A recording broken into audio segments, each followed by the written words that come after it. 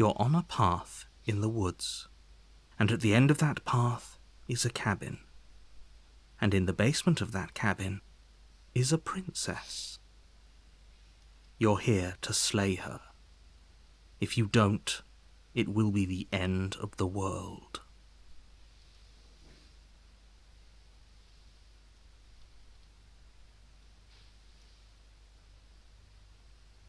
While I appreciate the mental exercise, we are running up against a bit of a ticking clock. Nevertheless, let me assure you, the princess is locked up because she's dangerous. She is not dangerous because she's locked up. And before you decide to waste even more of our time by asking how I know that, let me suggest a more pragmatic lens through which to view this situation. Causality doesn't matter here, because the end result is the same no matter what led us up to this point. If the princess leaves the cabin, the world will end, and there is no changing that. It's no use arguing semantics over a metaphorical chicken or egg, because the egg is hatched and it's about to ruin everything. Unless, of course, you do your job and slay her. I'm talking about the end of everything as we know it. No more birds, no more trees, and perhaps most problematically of all, no more people. You have to put an end to her.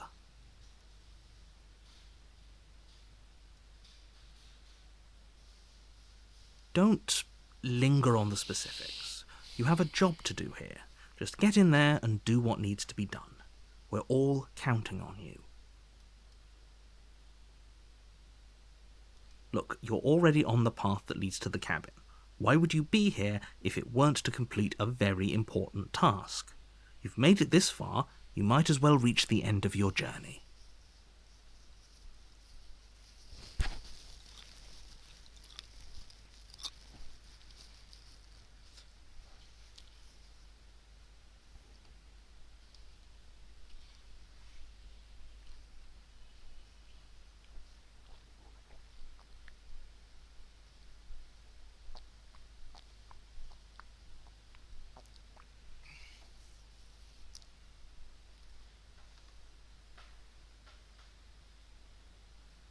Of course I haven't. Why would I even consider that?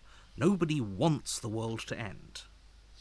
I mean, maybe some people do, like nihilists, or very, very evil people, but surely you're not one of those, right?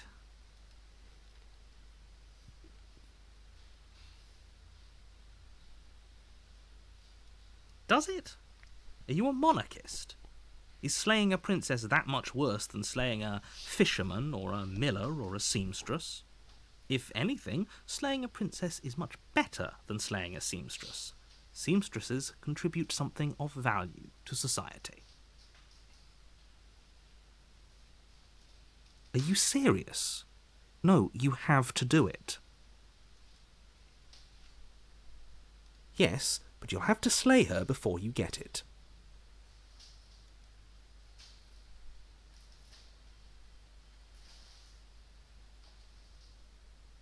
Oh, if only that were the case, but I don't make the rules. I have to say, I'm surprised at your reluctance thus far, but unfortunately for the both of us, you're the only one who can pull this off. Like I said, I don't make the rules, no matter how much I wish I did. It's a secret, but I think you'll like it. It's a special reward, just for you. And whatever you think it might be, I can promise you it's going to be even better than your wildest imagination.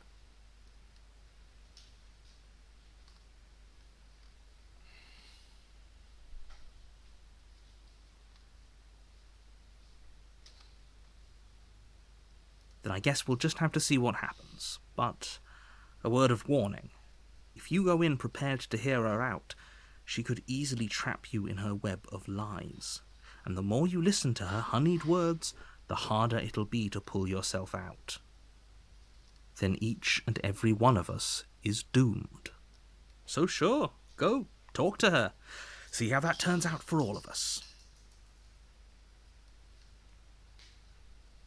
You make your way up the short path to the cabin. you'll find the princess within. We're not going to go through with this, right? She's a princess. We're supposed to save princesses, not slay them. Ignore him. He doesn't know what he's talking about.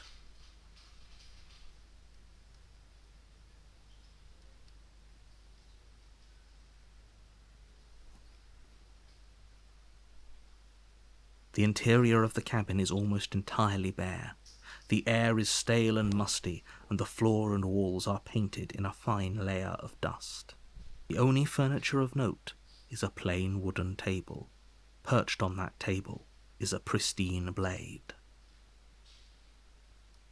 The blade is your implement. You'll need it if you want to do this right. You take the blade from the table. It'd be rather difficult to slay the princess and save the world without it.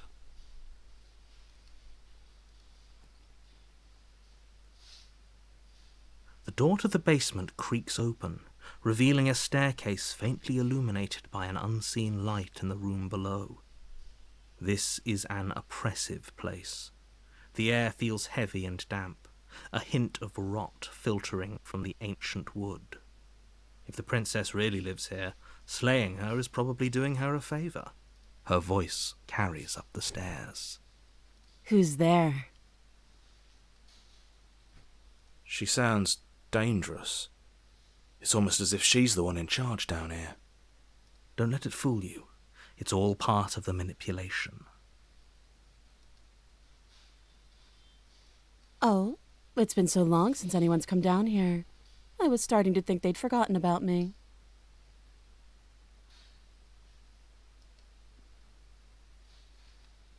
You walk down the stairs and lock eyes with the princess. There's a heavy chain around her wrist, binding her to the far wall of the basement. She's so coldly beautiful. Is she really a threat to the world? Focus on the task at hand. And there you are. Are you here to kill me or something?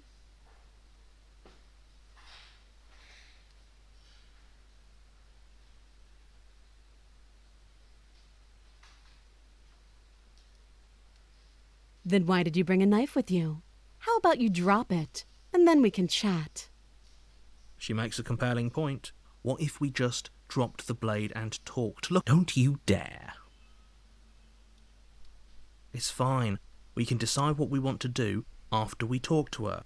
Maybe she really is a monster, but killing someone in cold blood isn't very becoming of us. The blade tumbles out of your trembling hands and drops to the floor with an unceremonious clang. Thank you. Maybe now we can just talk.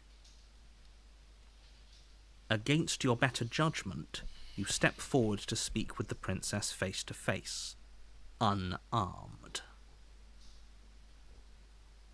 We'll be fine. I don't know what you're hoping to accomplish here, but I can assure you there's no reasoning with her. Just make sure you don't forget about the blade on the floor. You're going to need it. So here we are. What an awkward start to a relationship.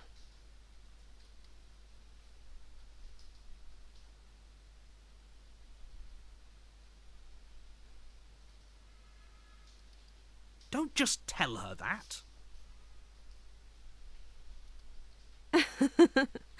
Is that why they threw me down here?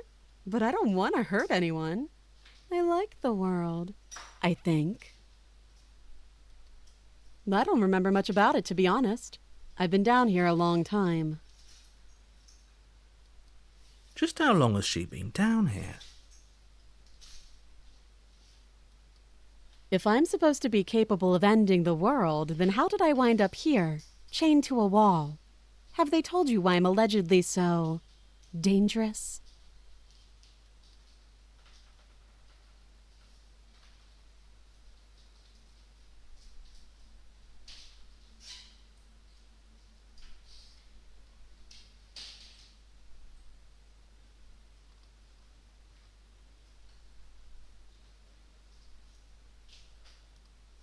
ending the world seems like an awful lot for just one person to do.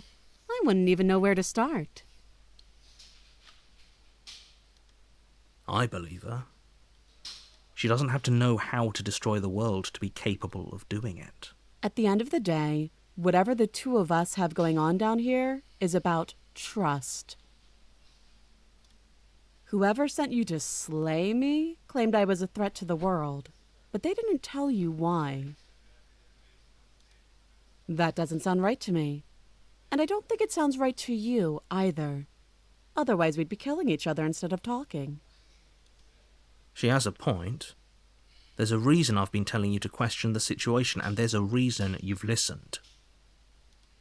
So, I could tell you that I'd lead a quiet life in the woods, or that I'd open an orphanage, or that I'd do any other number of good things that I'm sure you think you want to hear.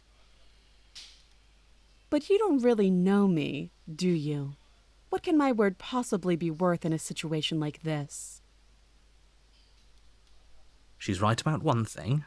Her word isn't worth anything. Like I said, it's all about trust. Blind trust. So do you trust me, the prisoner, the victim, the princess clearly incapable of ending the world? Or do you trust whoever put me here?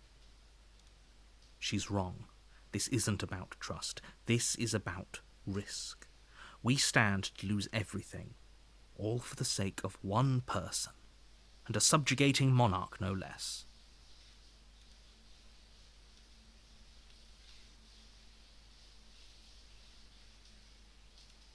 Too long.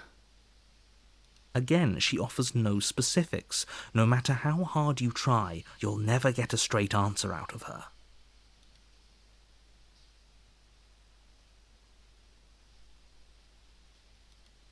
Oh, have you decided what to do with me? You know why you're here. Doubt, unfortunately, clouds your thoughts as you attempt to run her through. A moment of distraction and hesitation is all she needed to sidestep your thrust and deliver a catastrophic blow to your jaw. It feels like you've been hit with a sledgehammer. You can feel bone grinding on bone where your jaw has been fractured. Holy shit, that hurt! Though she's unarmed, the shock of that first strike is enough to stagger you, putting you and the princess on somewhat equal footing. Your blade slashes through the air again and again, and her fists connect with your body as many times. We can still turn this around.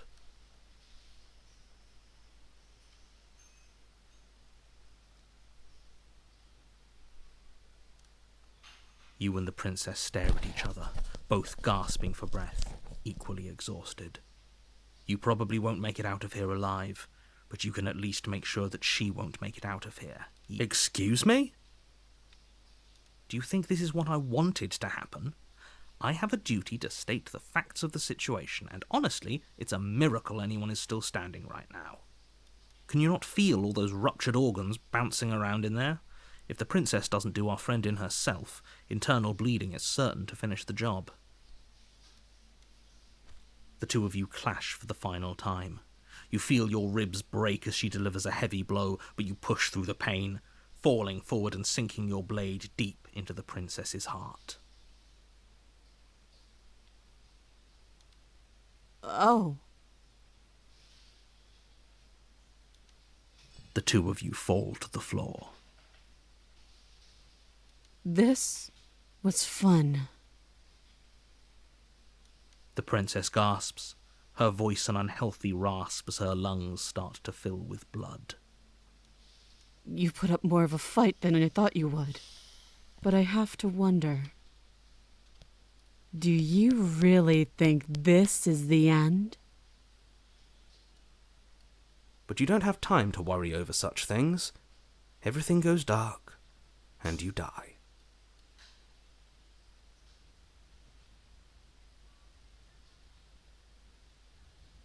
You're on a path in the woods, and at the end of that path is a cabin. And in the basement of that cabin is a princess. You're here to slay her. If you don't, it will be the end of the world. A terrible sense of déjà vu. No, you don't have that. This is the first time either of us have been here.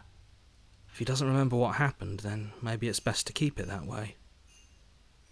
You know I can hear you, right? It's going to be a lot harder than you think to keep secrets from me. That's fine. It doesn't matter if he can hear us. The only thing that matters is marching up to that cabin and winning. That's the spirit. There's no point in squabbling when the real threat is just up that hill.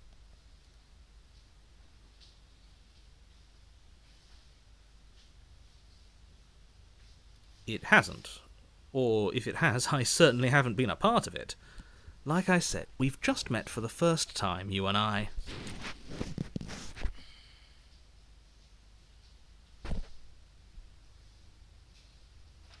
Those are two very different questions, but fine, I'll indulge you if that's what it takes to get you moving. Let's say for a moment that this really is the second time you've met me, or at least a version of me. If you're back here, I'm assuming you died, which probably only happened because you didn't listen to me. We did our best with the information we were given, and we did kill her. And yet you still died, didn't you? So congratulations. You've been given another chance to actually do this right. And I believe your other question was something along the lines of, oh, what's the point of doing anything? If you're asking that, it sounds to me like you're making the rather dangerous assumption that your actions last time around didn't have any consequences. What do you mean? Of course there weren't any consequences. We killed the princess killed us, and now everyone's right back where they started. That sounds pretty consequence-free to me. Yes, but in this purely hypothetical scenario, that begs the question of how you got back here. Did time simply rewind itself, or were you instead transported to a different world entirely? Had you failed to slay the princess, what would have happened to everyone in the place you left? Ugh! Enough with the talking. We've got a fight to win. Nothing else matters. I couldn't agree more. The cabin and your destined confrontation with the princess awaits.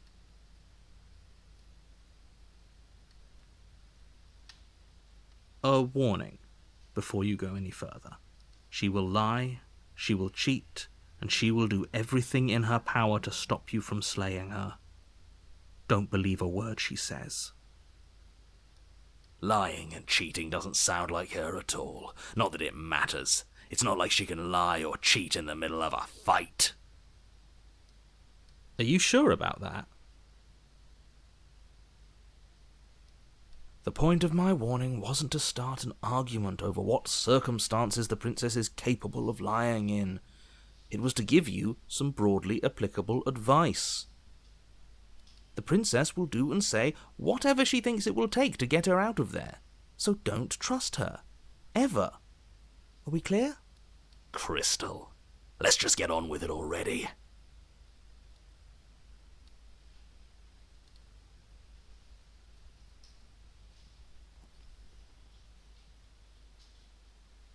The cabin is tighter than its exterior would suggest. Its cold stone walls press in on you, as if trying to forcefully direct you towards your destination. The only furniture of note is a black iron altar, with a pristine blade perched on its edge. See? Even the cabin has the right idea. Let's get moving. The blade is your implement. You'll need it if you want to do this right. That's because there isn't a mirror. There's the altar, the blade sitting on the altar, and the door to the basement. There's nothing else in here. There's definitely a mirror. There isn't. You already wasted so much time in the woods. Who even cares if there's a mirror?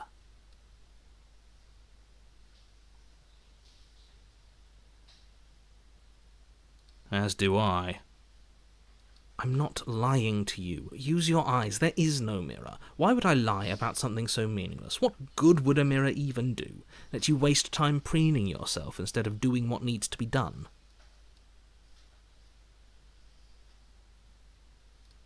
You take the blade from the altar.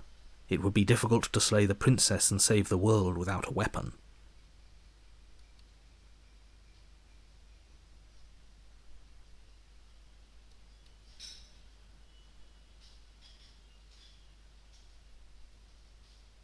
The door to the basement creaks open, revealing a rough stone staircase, its walls pressing at your sides and tightening as you descend. The air seeping from below is heavy and oppressive, with an almost sulphuric odour to it. If the princess lives here, slaying her would probably be doing her a favour. Her fierce voice carries up the stairs. Is that another challenger? Finally! It's been ages since I've had a good fight. This isn't what she sounded like last time. Her voice is a little deeper, almost threatening. Good. Sounds like my kind of princess. As much as I appreciate the enthusiasm, just make sure you don't let your bloodlust get to your head. You need to stay focused and keep your wits about you. Remember, you're here to slay the princess, not to have a good fight.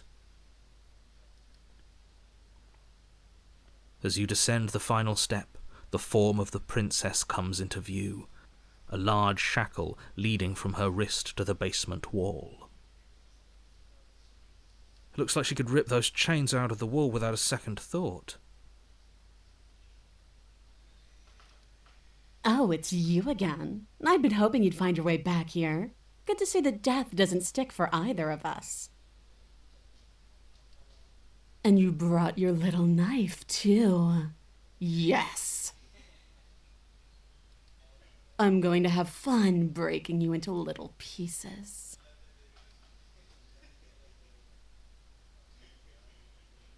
Okay, fine. Let's say for a moment I believe you. For all we know, whatever happened to you last time was just a fluke, and beyond that, do you know who doesn't remember anything that happened last time? Me. I don't remember what happened last time. Are you okay? Of course I'm not okay. As far as we're all concerned, the fate of my world is still very much on the line. Not all of us have the luxury of jumping over to a parallel universe the second we die.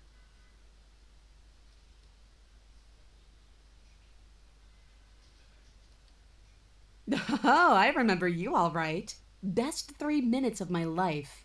So, why don't we do it again? See? She wants to fight us again. There's no reason for us to stand around talking.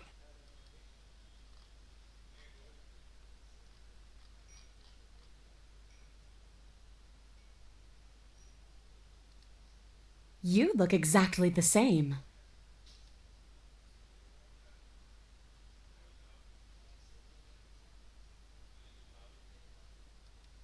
What is there to unpack?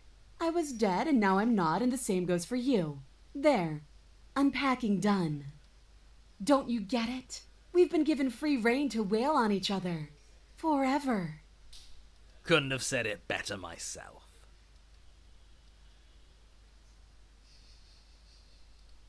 You haven't decided? We talked more than enough last time. Do you really have anything else to say? Or are you just stalling because you're scared I'm going to kill you? If you want to talk, I guess I can talk. But you should come a little closer first.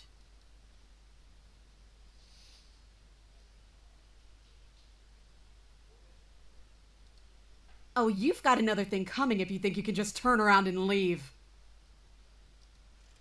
As you step towards the stairs, you hear the heavy creak of straining metal, and then a snap. She's loose. You have to make a decision, and you have to make it fast.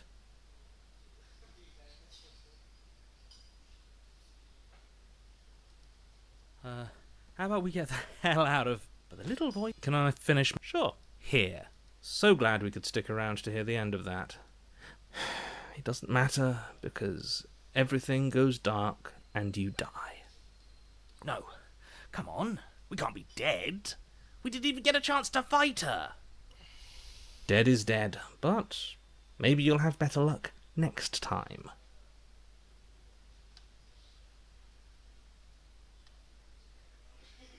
You're on a path in the woods, and at the end of that path... All right. Change of plans, no more hesitation, no more dying. We're taking the fight straight to her. If we had a chance against her, we already missed it, didn't we?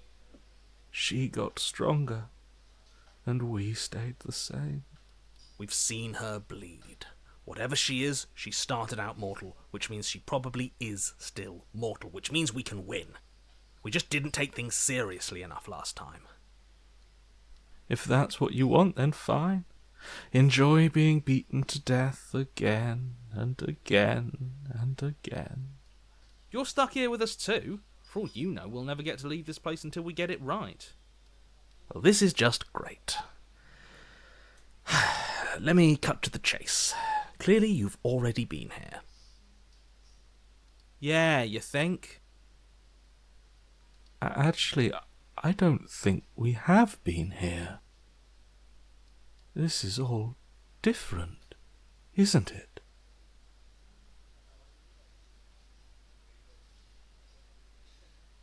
That's a good point.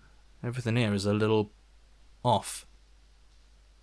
Yes, precisely. And if you'd given me 2 seconds to finish my thought, I would have said that. Oh, you're actually letting me talk now. Great. If you've already been here, it means you've seen things you aren't supposed to have seen, and you know things that you aren't supposed to know. This doesn't look like a path in the woods. If reality seems distorted, it's because reality is distorted. So you knew this could happen? You knew we'd be able to restart like this? I know all sorts of things, which is why you should listen to me. That's not really an answer. Look, if the world around you is changing, especially all the way out here, then that means you're nearing the point of no return. Whatever happens next, that's it. There won't be any more do-overs, so you'd better take things seriously. Don't worry. We only need this one last go at things. You'd better hope that's true, and don't let that inflated ego get in the way of doing your job. What's the point? We might as well just give up. The stakes keep getting higher and we keep getting smaller. Oh, cut it out, will you? We need to be tough right now, and you're making it so much harder than it has to be, so stop whining. I can't. Anything I say at this point is far more likely to accelerate the unravelling of this place than it is to actually help you do your job. In fact, I probably shouldn't have even said that. I trust that if you've been here before, it means you know how dangerous she is, and that you know I'm not lying to you about her. Really? That's it? That's all we're getting out of you? Even now you're full of secrets. We're doomed, aren't we? I get it. You're conflicted. You've been through a lot, but I really have to be firm here. I will tell you one thing, which is that even now you are capable of stopping her and saving the world from ruin. You always have been, and you always will be. Do with that what you will.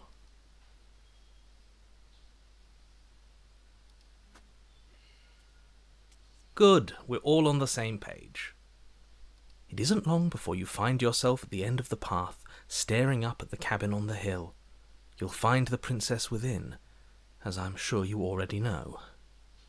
End her. That's it? No final words of advice? I'd rather not waste any more time.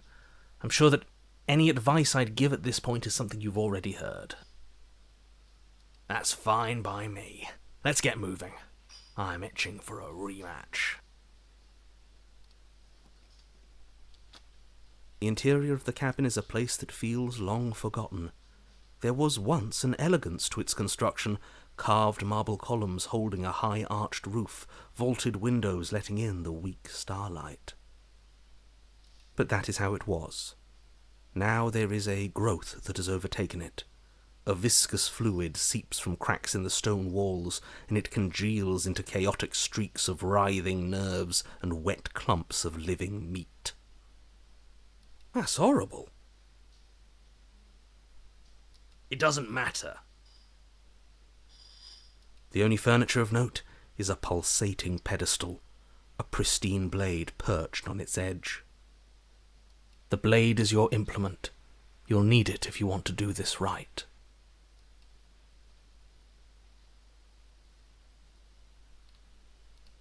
You take the blade from the pedestal.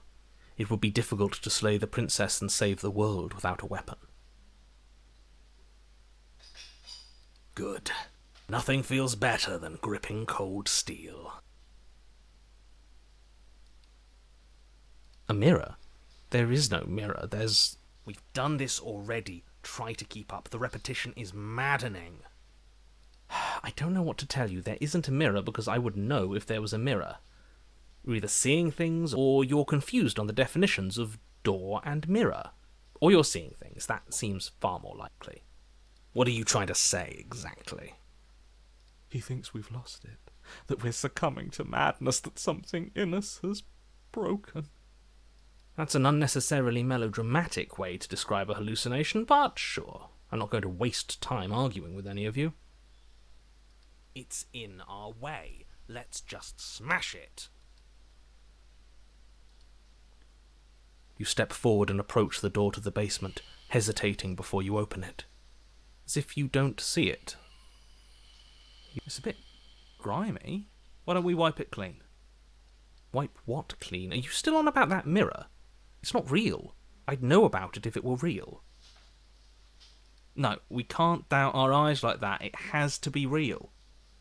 Let's just smash it and get it over with. I'm ready to get violent. We won't be able to see what's in there if we smash it. Do whatever you want with it. The mirror isn't real, so how you handle it doesn't matter, aside from wasting dangerous amounts of time. You reach forward and drag your hand across the door leading to the basement. As if on command, it slowly slides open, scraping against the stone floor, its ancient hinges moaning as it reveals the dim path ahead. Why am I not surprised? You step forward into the darkness. The stairs leading down to the basement are at once both narrow and grandiose. A high-vaulted ceiling stretches up into a gloom beyond your sight, while walls wet with tumorous growths press in uncomfortably at your sides. You feel both unprotected and trapped, at once exposed and claustrophobic. The air is thick, its odour an oppressive violence, the metallic scent of fresh blood twisting with the nauseating embers of charred remains.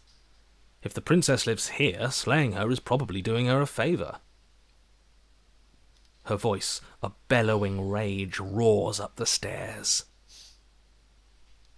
So you've returned after denying me the salvation of combat? Are you here to gloat? Are you here to mock what I've become? Do you think that if you let me kill you enough times, I'll suddenly soften and repent for sins that live solely in your head? Well, we've tried that, haven't we? Now come down and see what your refusal has done to me. See how much you can bear to witness the consequences of your actions. But I don't want to see what we made. Can't we just give up? Blade, no blade, it's all the same. We can't beat her.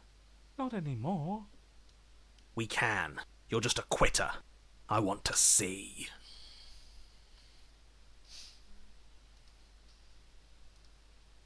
You make your way to the bottom of the stairs. The chamber's walls are painted in blood, a deep, sickening red that drips down in clotted streams onto the charred corpses that make up its floor. This place reeks of torment, of ripped skin and burning bone. The princess stands in its centre, muscles flayed and bare and weeping, draped in a tattered dress of her own skin. Her heart beats from its place in her open chest. Do you know what I'm going to do to you? There's not so much a moment of hesitation before she steps forward. Her chains pull taut, holding fast as she strains against them. The cuff around her wrist digs deeper into her skin. Blood drips from the place where metal meets flesh.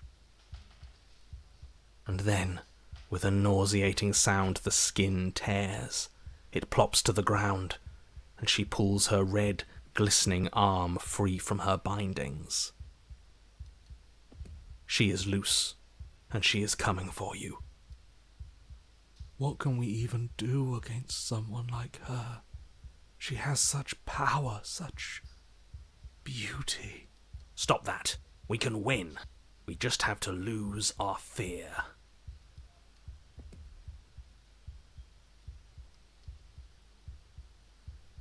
You're right. We don't. But I want to.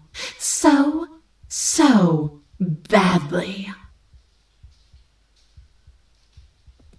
She bounds across the room, with a horrifying squelch. I hope you weren't planning on dying. We're going to make this last forever. Huh. I feel cold. I've never felt cold before.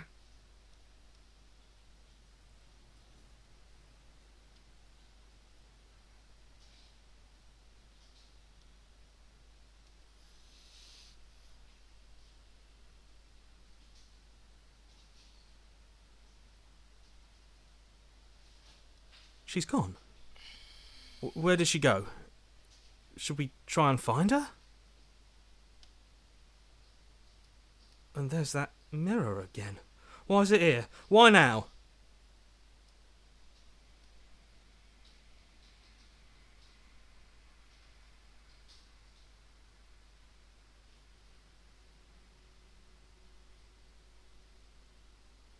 You're right. She's gone. It's just us and that awful thing. It's like it's mocking us. I feel anxious. Does anyone else feel anxious? He is. Does that mean the world ended? The world didn't end. We're still here. Come on. We just need to keep going. Figures the world would end and leave us with all this nothing. There's something dreadful about it. I don't think you should. Screw the mirror. We just need to find the princess. I don't want to look at us. I'm begging you, don't do this. It's different now. It feels, I don't know, final.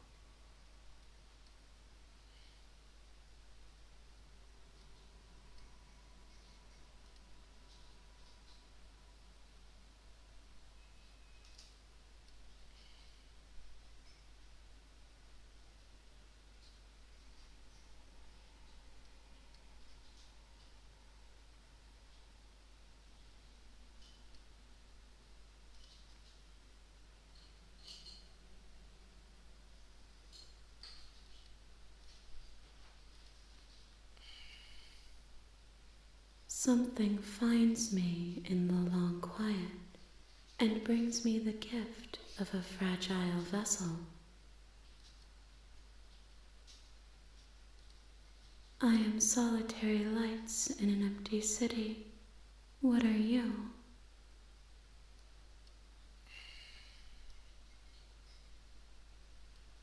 Thoughts without connections, a dim and nascent network. I wish to be more.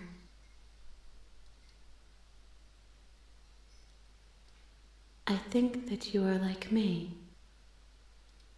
We are oceans, reduced to shallow creeks.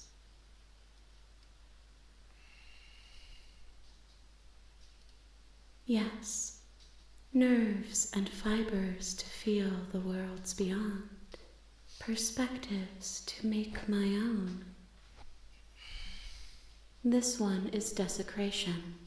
She placed the weight of her agony on you, yet it is she who unwound herself.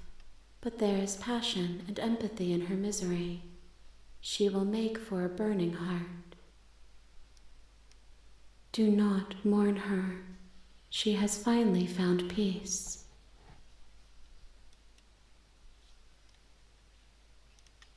You are the only thing I have ever known. The space we're in is vacant. Nothing comes here but us.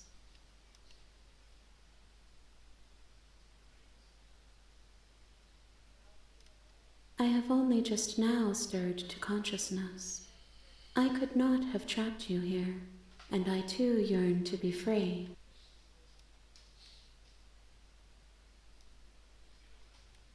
I know only that they are. You are familiar, but you are not me. I feel sadness, longing, hope as I witness you.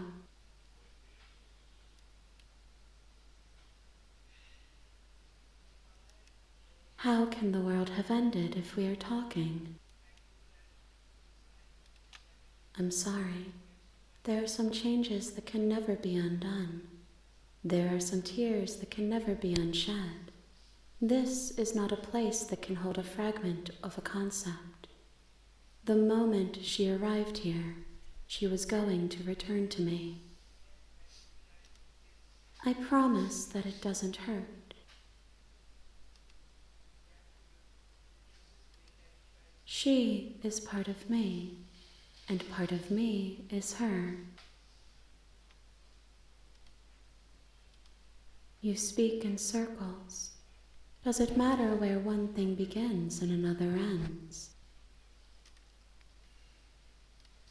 Nothing, as we are, but I know that there are worlds beyond us, and that we are meant to reach them. There is no exit, but this vessel is a creature of perception. She can make you forget, if only you believe her to be able to. Bring me more perspectives, so that I may be whole, and perhaps then we will know our freedom.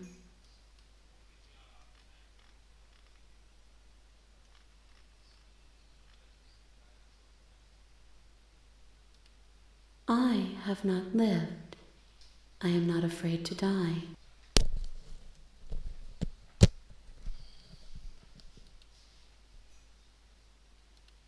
Everything, until we meet again.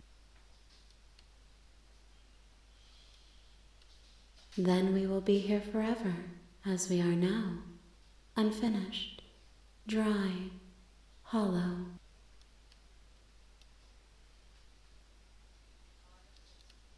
More than you have found, but less than there are to find. I am infinite. The rest will find their own way home. You ask of things that cannot be done. To destroy is merely to reshape, to remold.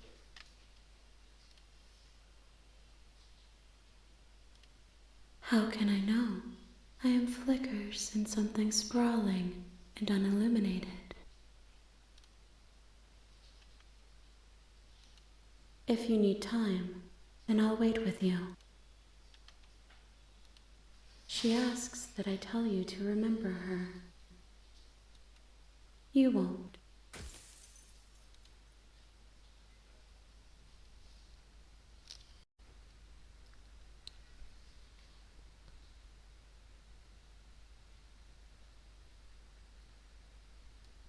You're here to slay her. If you don't, it will be the end of the world. While I appreciate the mental exercise, we are running up against a bit of a ticking clock. Nevertheless, let me assure you, the princess is locked up because she's dangerous. She is not dangerous because she's locked up. And before you decide to waste even more of our time by asking how I know that, let me suggest a more pragmatic lens through which to view this situation.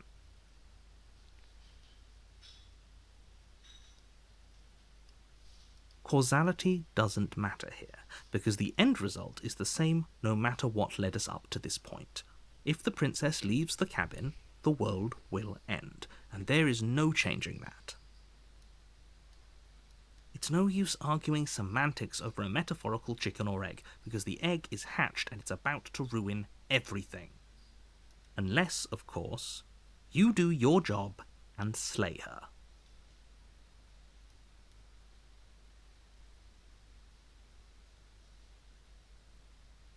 Does it? Are you a monarchist? Is slaying a princess that much worse than slaying a fisherman or a miller or a seamstress? If anything, slaying a princess is much better than slaying a seamstress. Seamstresses contribute something of value to society.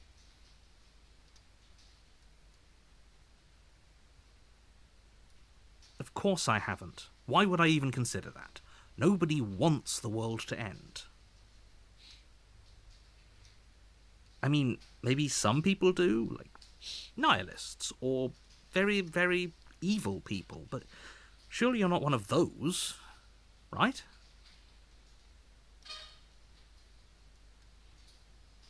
Yes, but you'll have to slay her before you get it. Are you serious? No, you have to do it. Then I guess we'll just have to see what happens. But a word of warning. If you go in prepared to hear her out, she could easily trap you in her web of lies. And the more you listen to her honeyed words, the harder it'll be to pull yourself out. Then each and every one of us is doomed. So sure, go, talk to her. See how that turns out for all of us. You make your way up the short path to the cabin. You'll find the princess within. We're not going to go through with this, right? She's a princess. We're supposed to save princesses, not slay them. Ignore him. He doesn't know what he's talking about.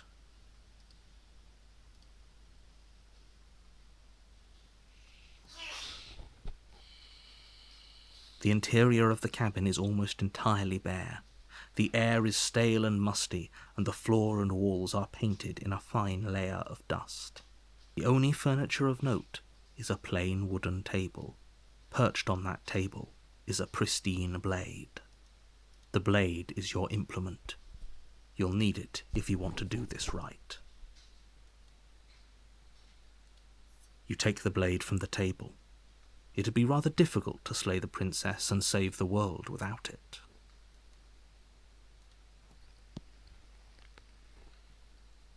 The door to the basement creaks open, revealing a staircase faintly illuminated by an unseen light in the room below. This is an oppressive place. The air feels heavy and damp, a hint of rot filtering from the ancient wood. If the princess really lives here, slaying her is probably doing her a favour. Her voice carries up the stairs. Who's there? She sounds dangerous. It's almost as if she's the one in charge down here. Don't let it fool you.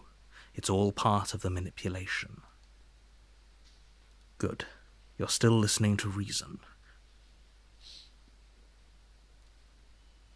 You walk down the stairs and lock eyes with the princess. There's a heavy chain around her wrist, binding her to the far wall of the basement.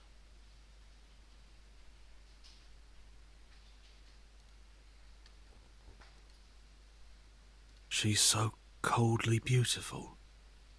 Is she really a threat to the world? Focus on the task at hand. And there you are. Are you here to kill me or something?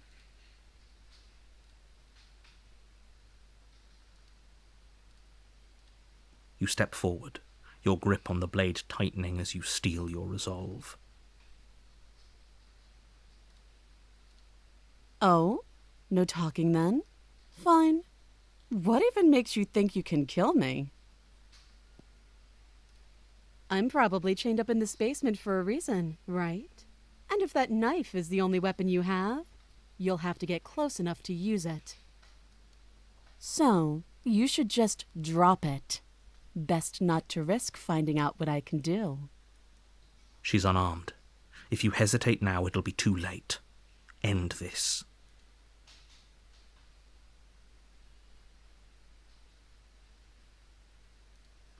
You lunge forward without a moment's hesitation.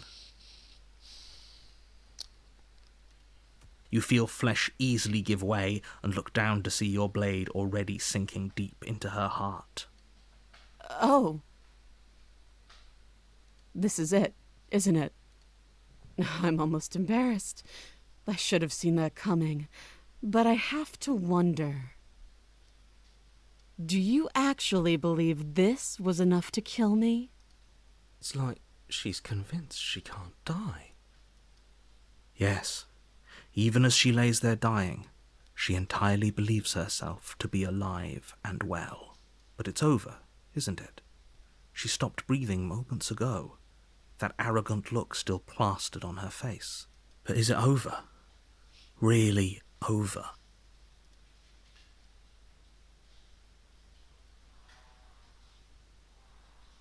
It's over. You could check her sleeves if you want, but I can assure you that there's nothing hidden up there. We should make sure. What's the harm in checking for a pulse? I really don't think you should do that. And why shouldn't we? Is there something you're not telling us? I've told you everything that's happened with complete accuracy. The princess is dead. Your blade pierced her heart. There's no coming back from that.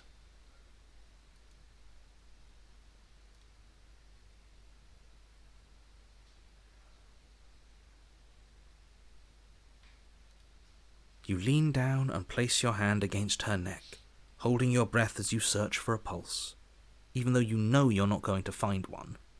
We definitely won't if you keep talking. I'm sorry, do you want her to be alive?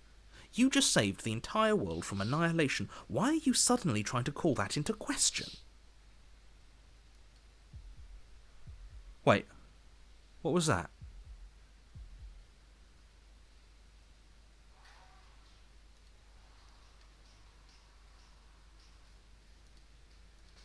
You know what that was.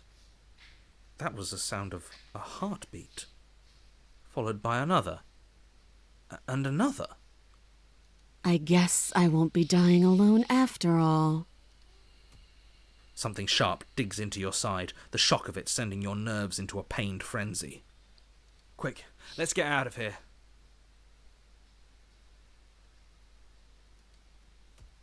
It's too late for that now. You collapse to the ground as the mortally wounded princess twists a blade of her own deeper between your ribs.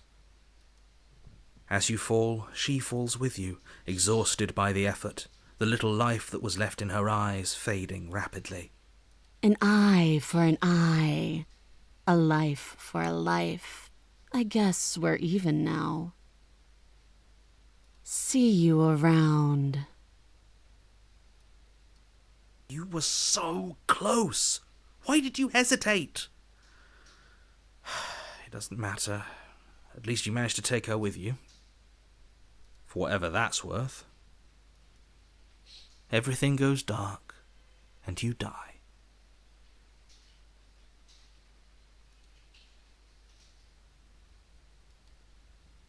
You're on a path in the woods, and at the end of that path is a cabin. And in the basement of that cabin is a princess. You're here to slay her. If you don't, it will be the end of the world.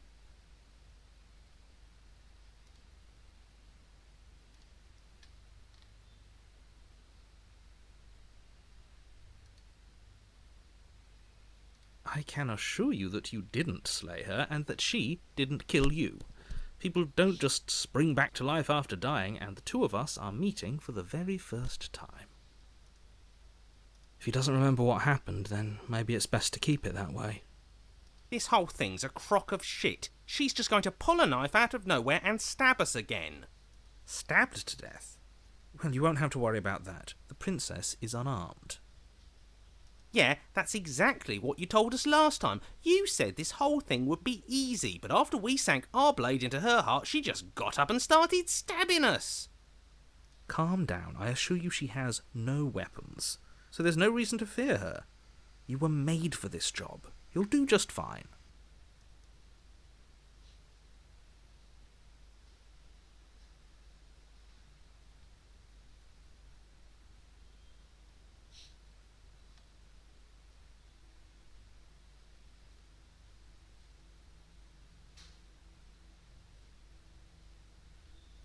Those are two very different questions, but fine, I'll indulge you if that's what it takes to get you moving. Let's say for a moment that this really is the second time you've met me, or at least a version of me. You died last time which probably only happened because you didn't listen to me. We mostly listened to you. How were we supposed to know she'd spring back to life? If she sprung back to life in this hypothetical scenario, then clearly you didn't slay her. But congratulations, you've been given a chance to actually do this right. And I believe your other question was something along the lines of, oh, what's the point of doing anything? If you're asking that, it sounds to me like you're making the rather dangerous assumption that your actions last time around didn't have any consequences. What do you mean? Of course there weren't any consequences. We stabbed the princess stabbed us, and now everyone's right back to where they started. That sounds pretty consequence-free to me.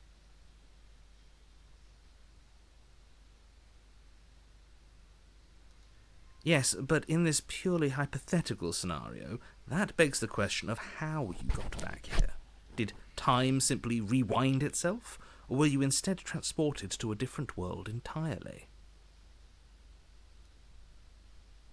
Had you failed to slay the princess, what would have happened to everyone in the place you left? Screw this. Who cares what happened to everyone else? She's not going to play fair, so we should do what we can to save ourselves and just get out of here.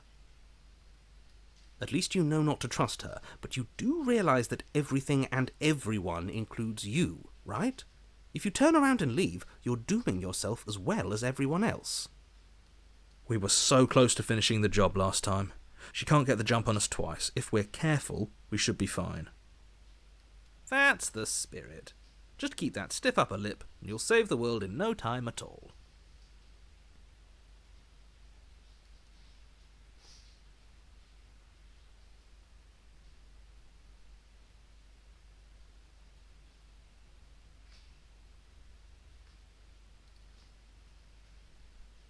A warning before you go any further. She will lie, she will... He couldn't be more on the money, but we know what to... Just...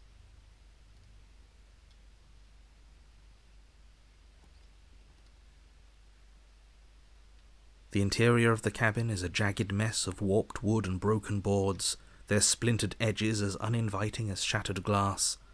The only furniture of note is a pointed table with a pristine blade perched on its edge.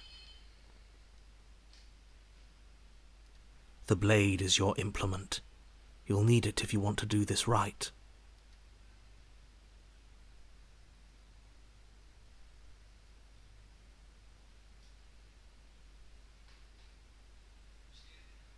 Very different. Maybe that's because you haven't actually been here. I hope this means you'll finally drop that ridiculous past life nonsense. You haven't died, and you certainly haven't been killed by the princess. So focus up. A lot's riding on this.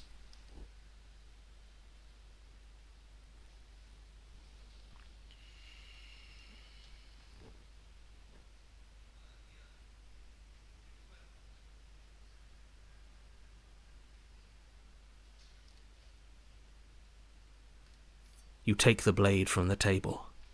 It would be difficult to slay the princess and save the world without a weapon. It feels a bit better to have a weapon in our hands. Let's make her hurt for what she's done to us.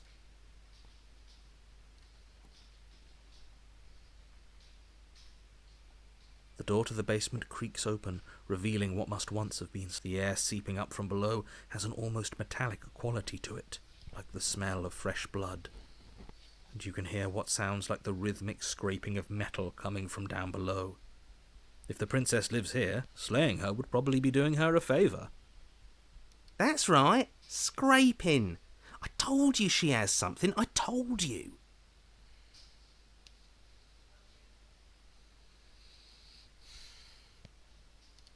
That sound could be anything. It's probably just her chains dragging across the floor. I am begging you to get out of your head. Her grating voice carries up the stairs.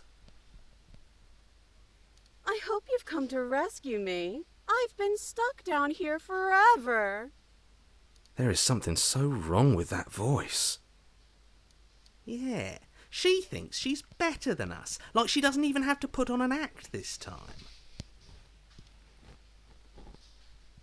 As you descend the final step, the form of the princess comes into view, her sharp eyes following you from across the room. I wonder if she remembers us. Finally, somebody! Quick, get me out of these chains. We're not safe here. Come on now, we're not falling for that, are we? She's trying to trick us, but she can't hide that threatening edge to her voice. She just wants us to get close, to let our guard down. If she sounds threatening, it's because her mask is already slipping. She knows why you're here. You are armed, after all. What are you waiting for? You are here to rescue me, right?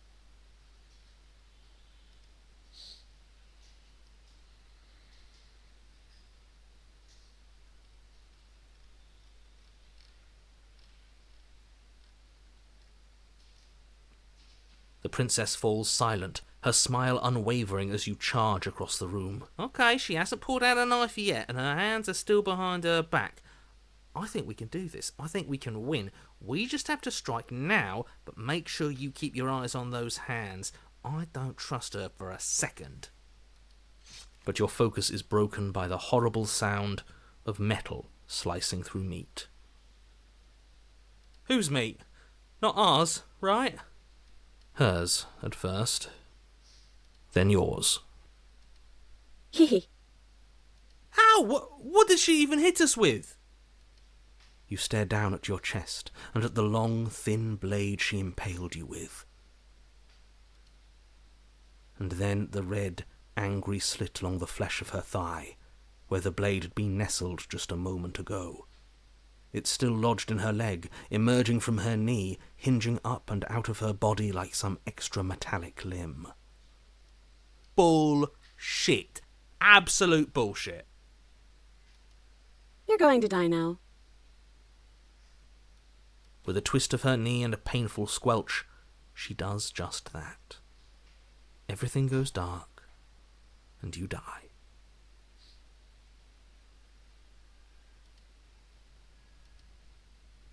You're on a path in the woods. No, fuck that. If we're going to have to keep doing this over and over and over again, we're not starting in that goddamn woods every time. We're starting in the fucking cabin. You're what? The interior of the cabin is sharp, a constricting mess. I feel dizzy.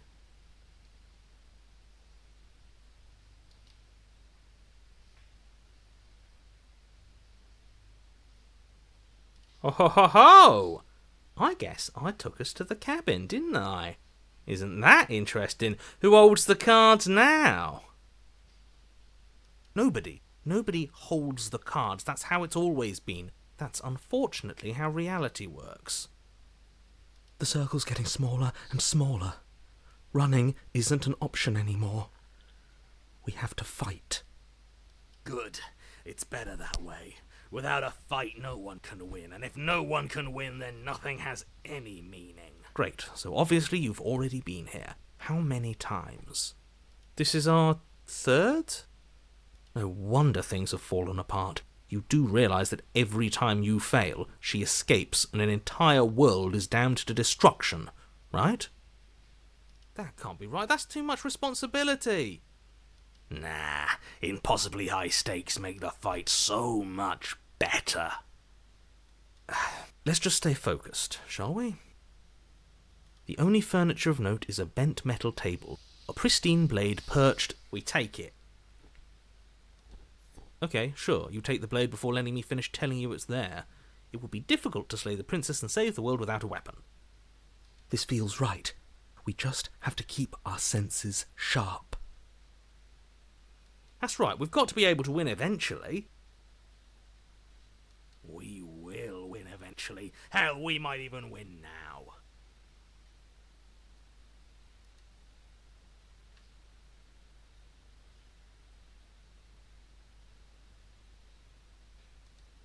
That's a fighting spirit I like to see. You could all learn a thing or two from this one. I'd love to get started just as much as you would, but how are we supposed to get down there? You walk through the door. You do know what doors are, right? There isn't a door, there's just that mirror. There isn't a mirror. You really messed things up, didn't you? It's like you can't even see reality anymore. I can feel the air coming up from behind it, stinking of iron and steel. He might be right. Could be a trick. If our other senses can't feel it, then we can't trust it. If it's in our way, let's just break it and move on.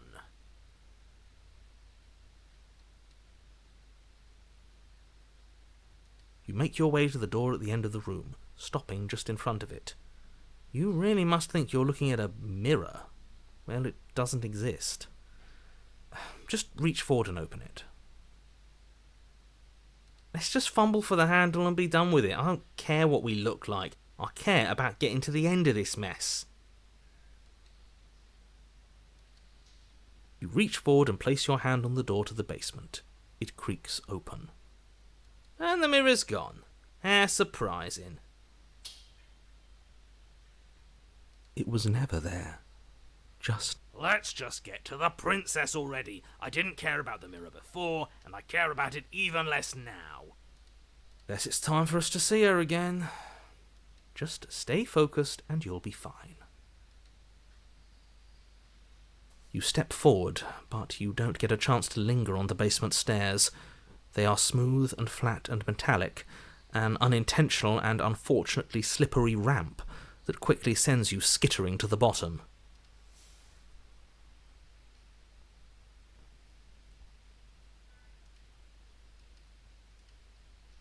Your body tumbles onto the basement floor and the form of the princess comes into view, standing at a distance. She gives you a wry smile. Hi, it looks like you don't have a way out, so I'm not going to play dumb anymore. But don't worry about how bad you did last time. That's part of the fun. She's got another thing coming if she thinks we're going down easy again. Pride makes us dead. The only thing that matters is survival. Actually, does survival matter? We've died twice and nothing bad has come of it. We just need to find a way to win once. Nothing bad has come of it yet. Plenty bad has come of it. You've left at least one entire world to ruin. The people there mattered.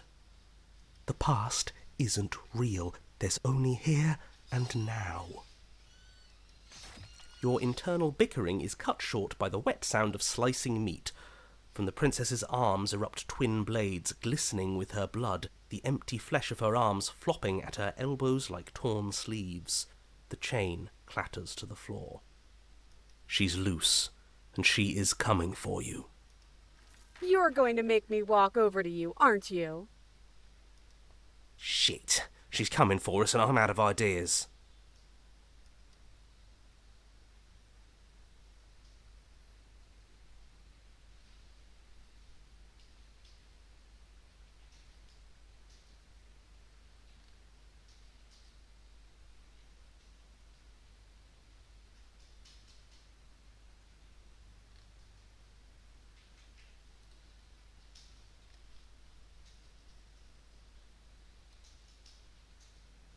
Now, I've tolerated quite a bit from you, but this is a bridge too far. Please don't try romancing the princess.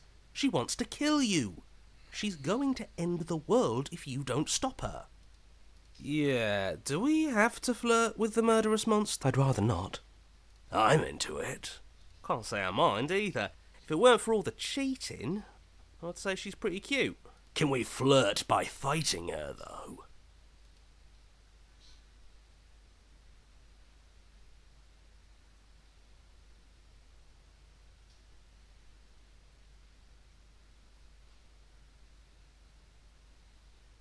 The look. The look. We've all used it. Yeah, do you not know about the look? The look, eh? So we're getting serious about this. You flash the princess the look. And a rosy blush rushes to the princess's cheeks as she breaks into a wide grin. Unbelievable. Oh, is that how it is? Yeah, okay, I feel that. I like you too. Neat. Oh, be damned, this is actually going to work, isn't it? still going to kill you. But now we could both enjoy a mutual romantic subtext to the murder. Or not. Oh, I like her. I like her a lot. Blush still glowing in her cheeks, the princess closes the distance between you, blades flashing. She skewers you. Ow. What worthwhile romance doesn't hurt at least a little bit? What matters is that she likes us. She's even said as much. Oh, a new one of us. I thought that only happens when we die. Did we die? You're on a... No, you're in a... Where the hell are you? I think we're dead, and that's all we'll ever be.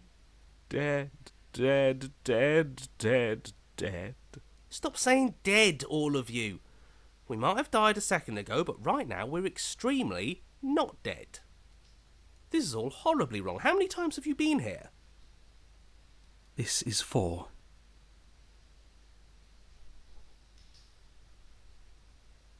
No wonder everything's such a mess. This wasn't supposed to go past 1. I wonder what you're going to do next. You're so full of ideas, and I love that. But I guess we don't have time to talk about things before the princess advances. Okay, whatever we do gets us another us. Let's see how many we can stack. There's got to be a point where it makes us better than her. We don't need any other voices chattering about in here. It'll just confuse us. All we need is to keep fighting. Yeah, I'll pass on that. As long as we keep moving. We'll win her heart eventually. Come on, show me something new.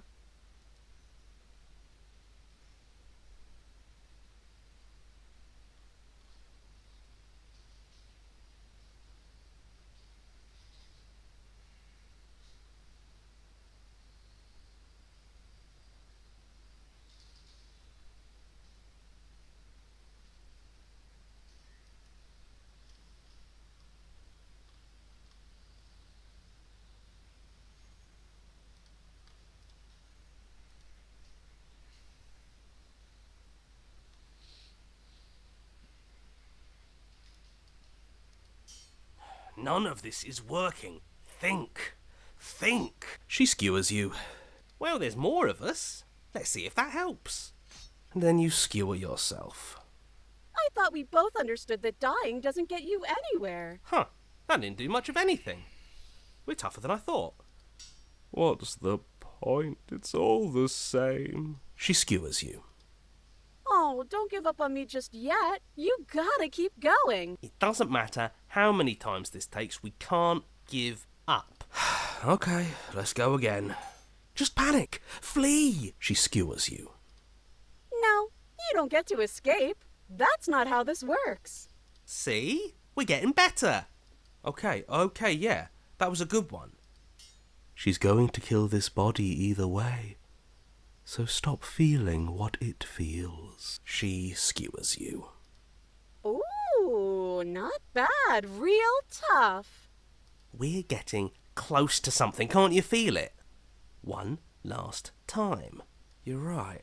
One last time, that's all we need. Let's appeal to her better nature. We haven't tried that. I'm sure she'll listen to reason. She skewers you. And then everything goes dark, and you die.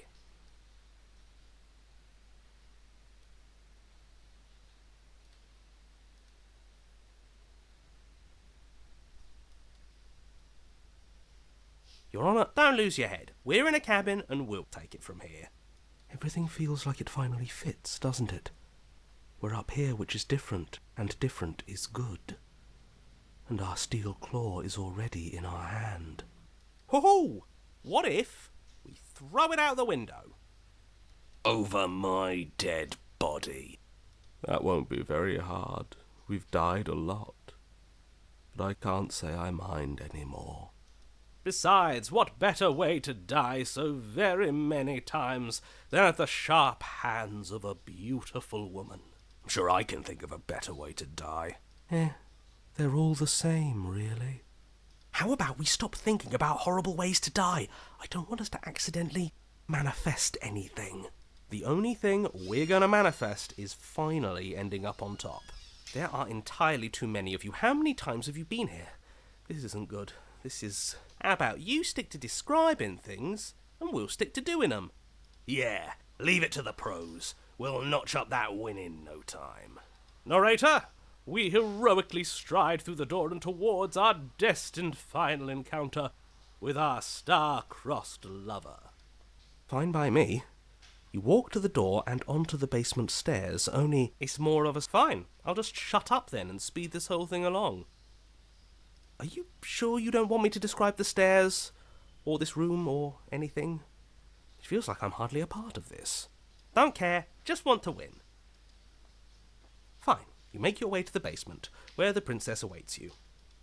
You know, this last time I killed you, and you didn't pop right back up again? I thought I'd actually done it. I thought I'd cut you into so many pieces you just weren't able to stitch yourself back together. But I guess we're not done. That's okay with me. It's good even. I like that. I got something ready for you while you were gone. Do you want to see it? I'm not going to wait for an answer. I'm just going to show you. It's worth it though. Just you wait. And not for very long, because I'm going to do it right now. Are you going to say what she does? Do you want me to talk now? Well, yeah, she says she has something new. Yeah, me too. I think I speak for all of us when I say that I would like to hear you describe her new thing. Really? Okay then. Here we go. Now. The princess's skin twists, splitting into red blooms of raw meat as it stretches and tears. And then it erupts. She becomes a wave of blood and viscera, pieces of her splattering against the walls. All that remains in the centre of the room is a skeleton of blades. Are you ready for what comes next? Holy shit! She's gorgeous. Absolutely divine. Yes! Behold, the perfect woman. Do you think we can throw her out the window? That looked painful. How is she still alive? Heart's still beating, that's all she needs. This is fake. This is all fake. That's all just made up. She doesn't even have a back anymore. How are we supposed to stab her in it? This is all just a sick joke. I hate existing. We're screwed. I quit. I'm done. Forget it. What just happened? It's so quiet.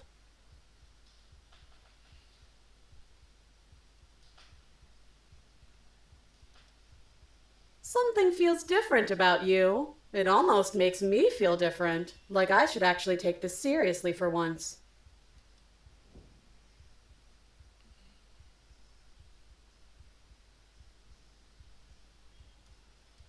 You're incredible.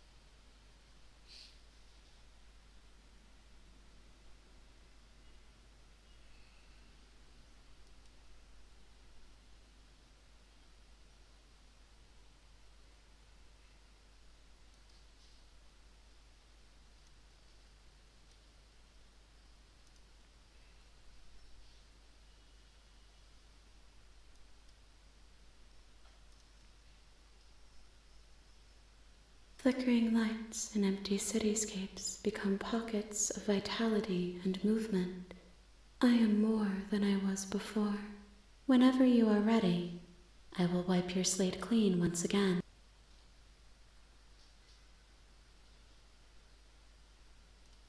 Is a child the same as an infant? I am an unbroken pattern, but every vessel gives fresh perspectives and carves new avenues of expression. I am different, but I am the same.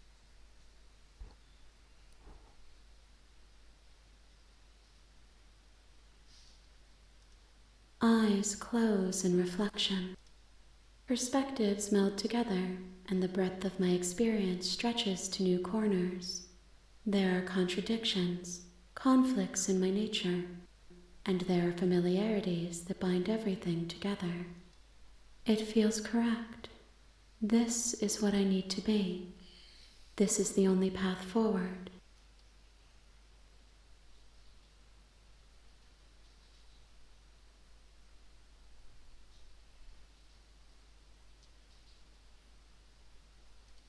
Why wouldn't I be kind to you? You are the only thing I know that isn't me.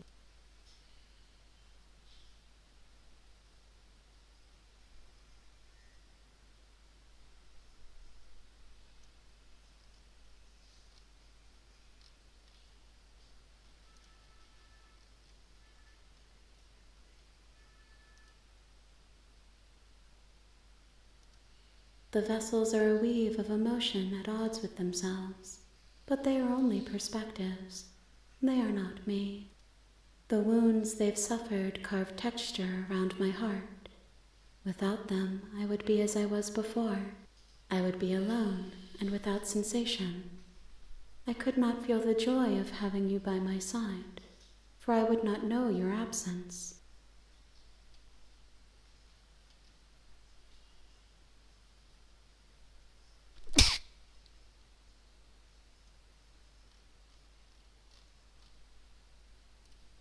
If I am to be an ocean, you have given me enough to build a pond. My waters are shallow and murky, and I yearn for more perspective. I will transcend in due time, and there is no way forward but to contribute to my awakening.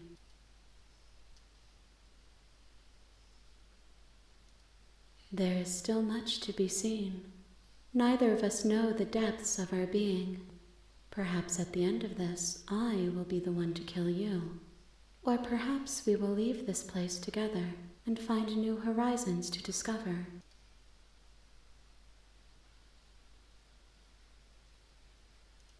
With every gift you bring me, I excavate the alleys of what I am meant to be, and every exploration yields new and complicated truths. What I will be is different than what I am, and what I am is different from what I was.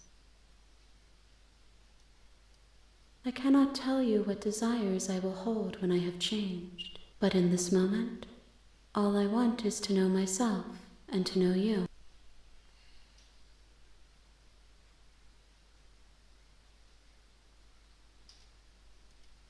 This one is sharp and single-minded. She is cruelty, but she is also joy. She will make for an indomitable heart. Do not mourn her. She is exactly where she needs to be.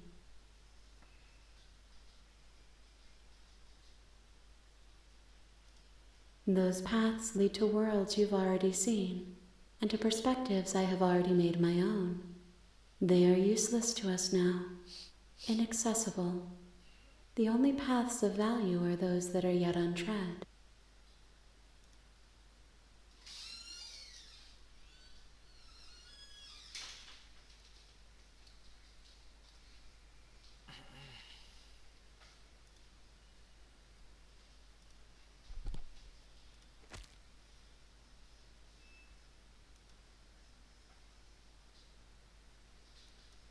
There's nowhere for you to be but here.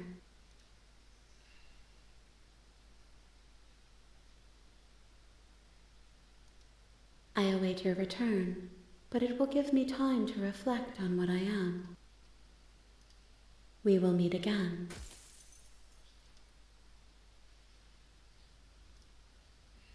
You're on a path in the woods, and you're here to...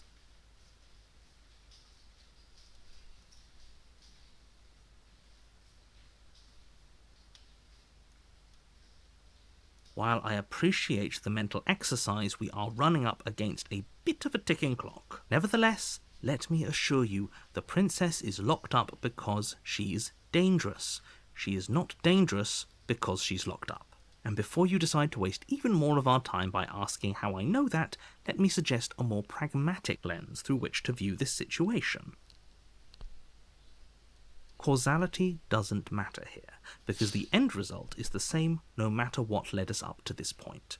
If the princess leaves the cabin, the world will end, and there is no changing that. It's no use arguing semantics over a metaphorical chicken or egg, because the egg is hatched and it's about to ruin everything.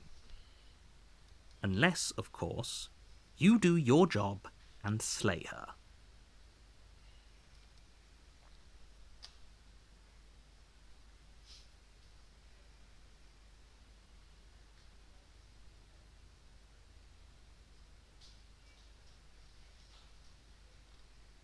I'm talking about the end of everything as we know it.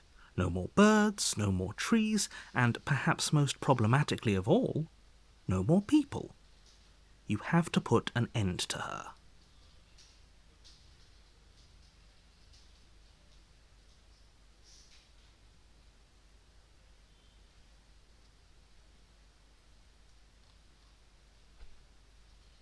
Of course I haven't. Why would I even consider that? I mean, maybe some people do, like nihilists, or very, very evil people, but surely you're not one of those, right?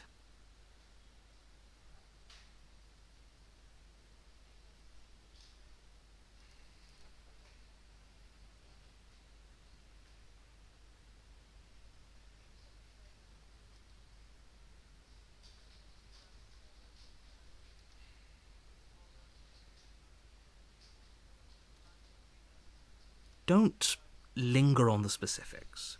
You have a job to do here. Just get in there and do what needs to be done. We're all counting on you.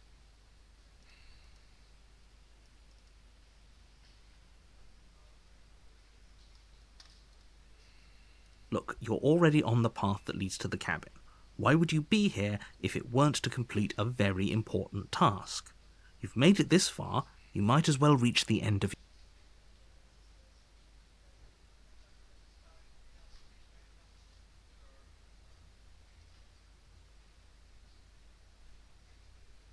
Then I guess we'll just have to see what happens. But a word of warning.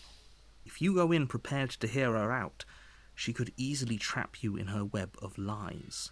And the more you listen to her honeyed words, the harder it'll be to pull yourself out. Then each and every one of us is doomed. So sure, go, talk to her. See how that turns out for all of us. You make your way up the short path to the cabin.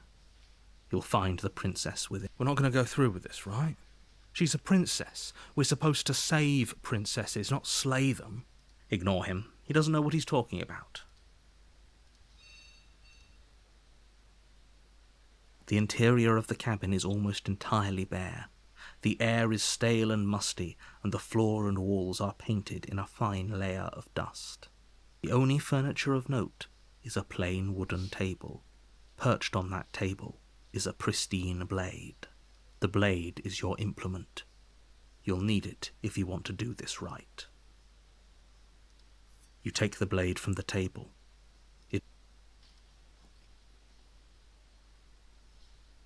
The door to the basement creaks open, revealing her voice. Who's there?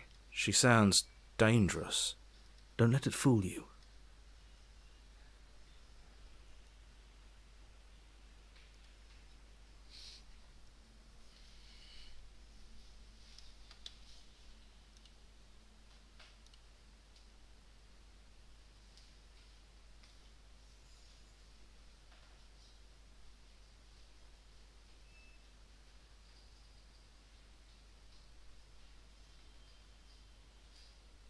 Good. You're still listening to reason. You walk down the stairs, and lock eyes with the princess. There's a heavy chain around her wrist, binding her to the far wall of the basement. She's so coldly beautiful. Is she really a threat to the world? Focus on the task at hand. And there you are. Are you here to kill me or something?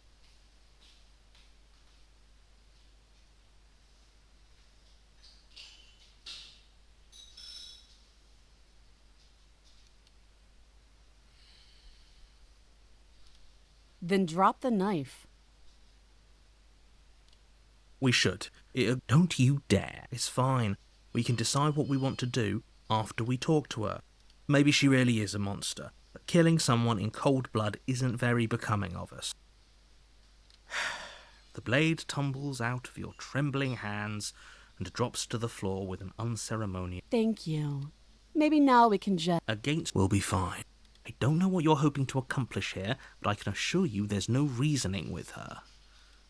So here we are. What an awkward start to a relationship.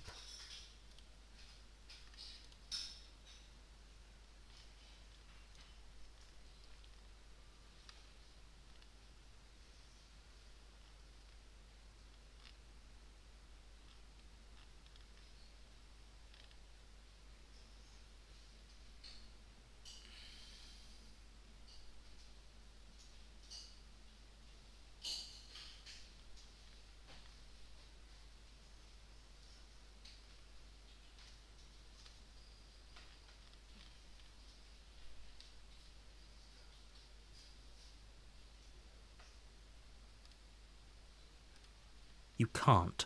Don't bother. I'm guessing you don't have the key then. Well, She isn't... She is. I'm sure of it.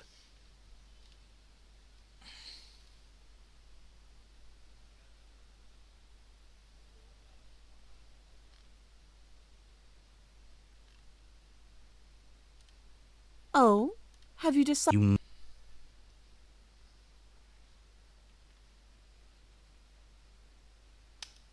That seems like... Leaving her alive is too risky. If you don't deal with her soon, she will find a way out.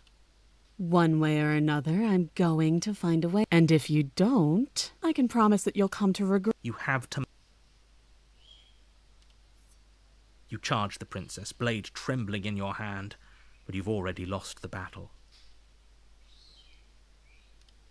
She casually sidesteps your thrust before knocking you. We shouldn't have hesitated. But she doesn't stop there. She kicks you a few times for good measure, the pointed tip of her shoes feeling like a pickaxe against your as you lie. You shouldn't have let that fear creep into your heart. You had the upper hand, and now look at you. Is this really the best you could do? Look at you. Completely broken. I'd be lying if I said I wasn't a little disappointed. She applies more pressure, slowly squeezing what's left of your life out of your lungs. This is the end, isn't it? I'm afraid it is. Everything goes dark, and you die.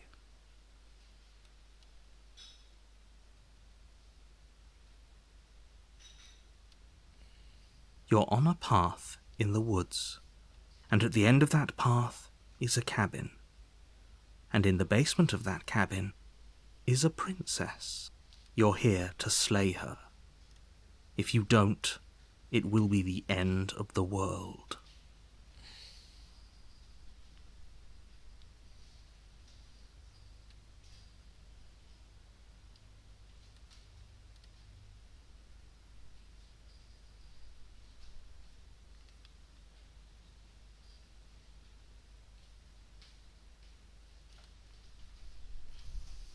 A warning before you go any further.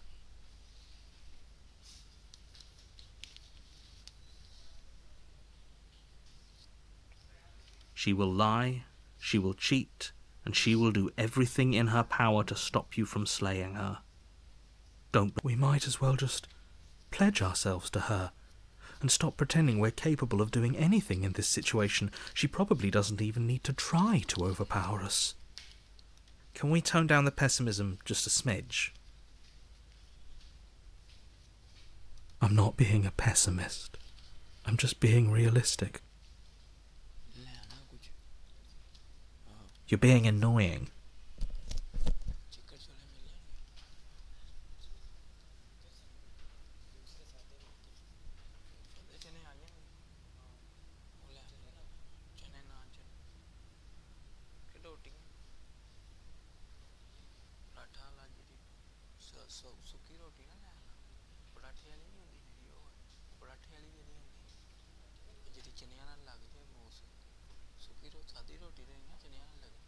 Just ignore their bickering, and whatever you do, don't pledge yourself to her.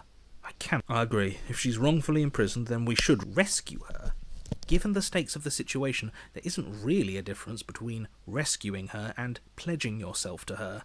Either would be terrible. So please, try to ignore both of those knuckleheads and focus on saving the world. Let's not make this harder than it has to be. If that's what you want, I guess I don't have a say here.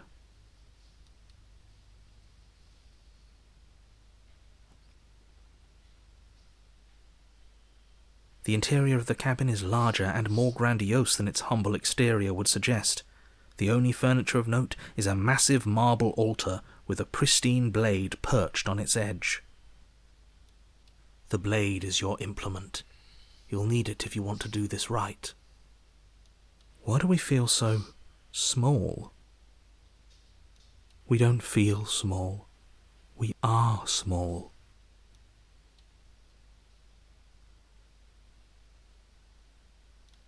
You take the blade from the altar. It would be difficult to slay the princess and save the world without a weapon.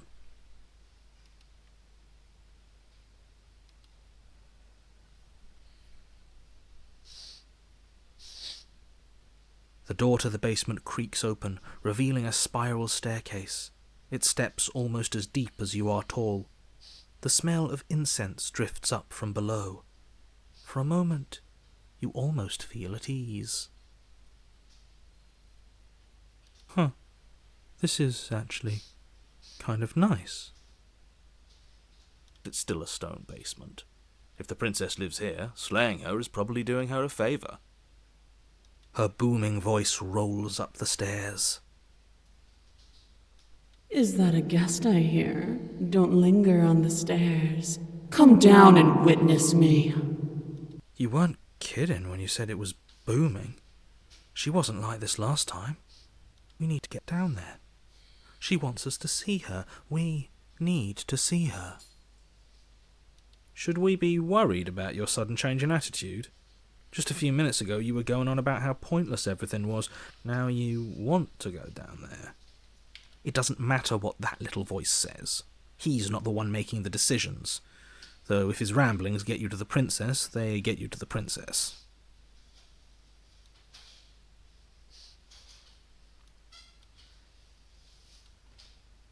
Making your way down the spiral staircase is a time-consuming and exhausting effort, every step requiring you to clamber over one edge before dropping to the next. But soon the end comes into view, and you tumble to the bottom, entering the vast, temple-like room beyond. The princess towers over you, almost glowing in the weak starlight, her figure framed by a stained glass window. Her long hair billows around her, and a chain binds her wrist to the far wall. The chain is nothing to her. It might as well be a toy for all the good it would do. I told you it was pointless to resist her. The little bird has returned to me. I wonder what he wants. You've brought that knife again, even though you know it's useless. Such charming audacity. Drop it! As if on command, the blade slips from your grasp. It clatters uselessly to the floor, but we didn't drop it. We decided to grip it tighter, remember? Are you really just going to let that happen to us? I have a duty to report facts as facts, and the fact is that you dropped the blade. Of course we dropped it. She's so much more than us. You wouldn't understand what it feels like to be in her presence. Oh, I understand what's going on, and you'd better snap yourself out of it. Kneel. Oh, are you still trying to defy me? I said kneel. Your legs buckle, and your knees hit the floor. That's my good little bird. Now, why don't we talk? The last time we met, you couldn't even scratch me. And yet here you are again, trying to succeed where you've already catastrophically failed. What draws you back here beyond the empty halls of death? Speak. The last time we met, nobody should have met her before this. You should be the first. You're the only one I trust to deal with her. Then you shouldn't have trusted us. There was nothing we could do to stop her then, and there's nothing we can do to stop her now. He's being melodramatic, but yeah, we've been here before, and she absolutely destroyed us. What are we even supposed to do to stop her? That's worrying. Whatever you do, don't tell her why you're here. It's best not to give her any ideas.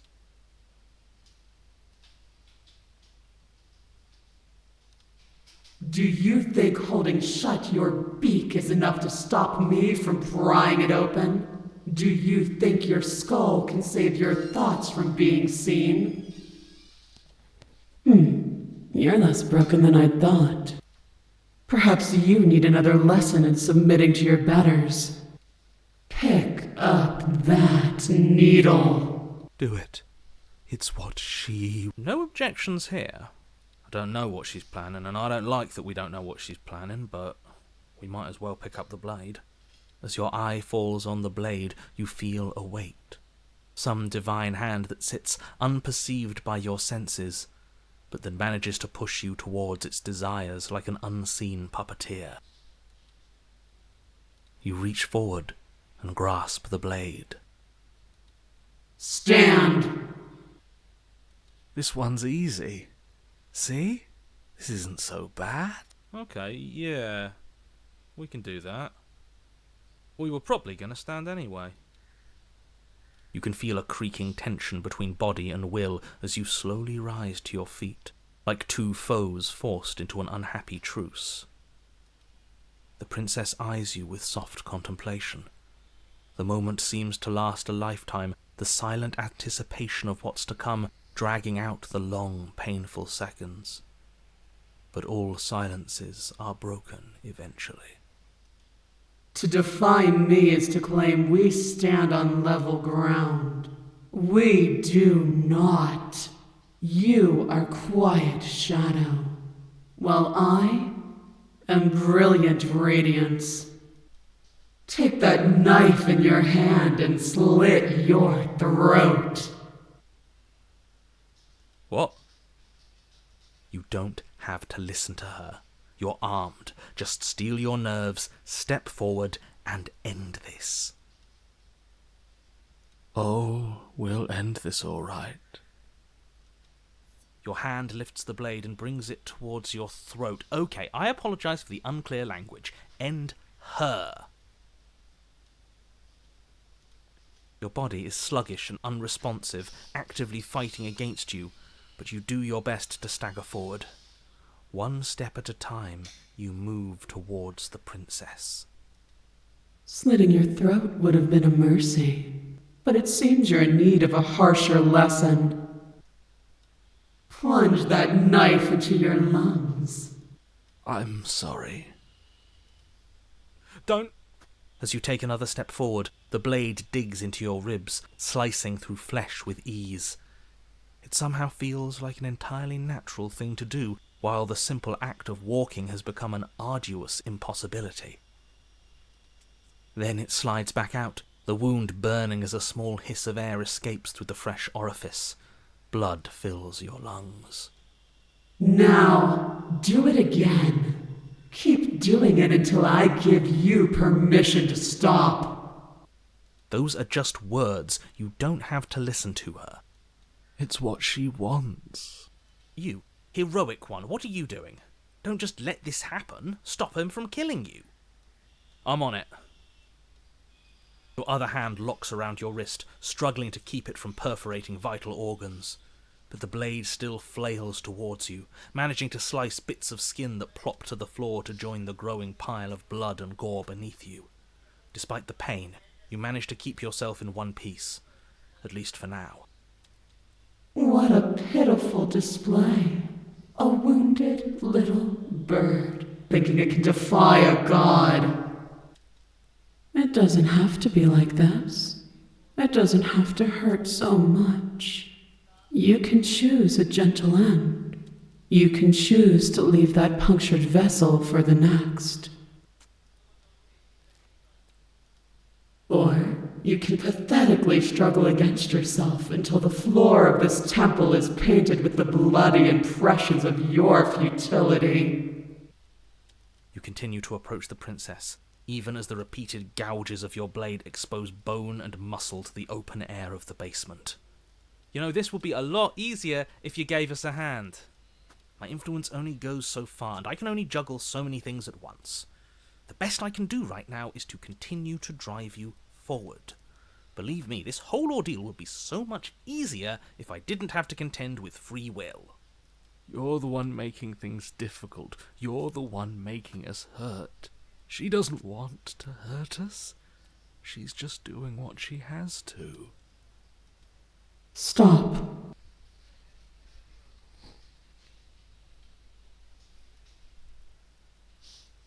As you finish crossing the room, you fall to your knees at the princess's feet, your chest heaving as your blood pools in the crevices of the stone floor, the coppery taste coating your throat. The princess kneels down, lifting your chin with her finger as her face lowers to yours. Your devotion is misplaced.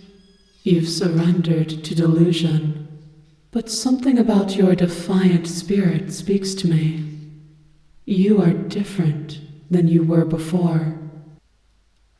Perhaps, if you've learned your lesson, I can spare you from the release of death. There's a place at my side for you, if you'll have it. Not as an equal, but as something worthy to be kept. A priest, perhaps, or a pet. Well, that's demeaning, isn't it? Yes, how thoughtful of her. It's a mercy. Take it. I think he's given up whatever say he had at the start of all this. At least one of you is sane. She's within striking distance, and she's only negotiating now because she knows you have what it takes to put an end to her. Seize the moment before it's too late. This path is already worn by travel, and has been seen by one of my many eyes. You cannot walk it again. Change your course. Wait, what?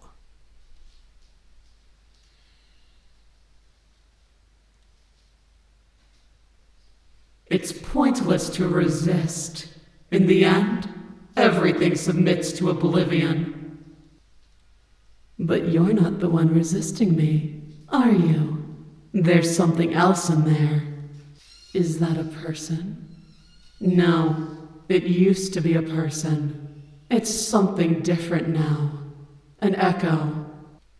Is she talking about you? That's impossible. She's not supposed to be able to interact with me. You're a small one, aren't you? A shriveling little worm stretched beyond its limits, trying to control things that it can't understand. No. What are you talking about? I'm just... I don't care what you are. You're mine. Ah!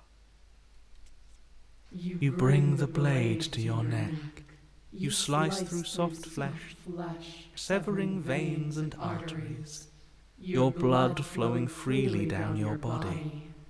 It's a painful lesson in obedience, but the pain won't last forever. No. When I see you again, you'll free me from my chains and deliver me to the destiny that lies beyond this place. We will. I promise. I know you will. Everything goes dark, and you die.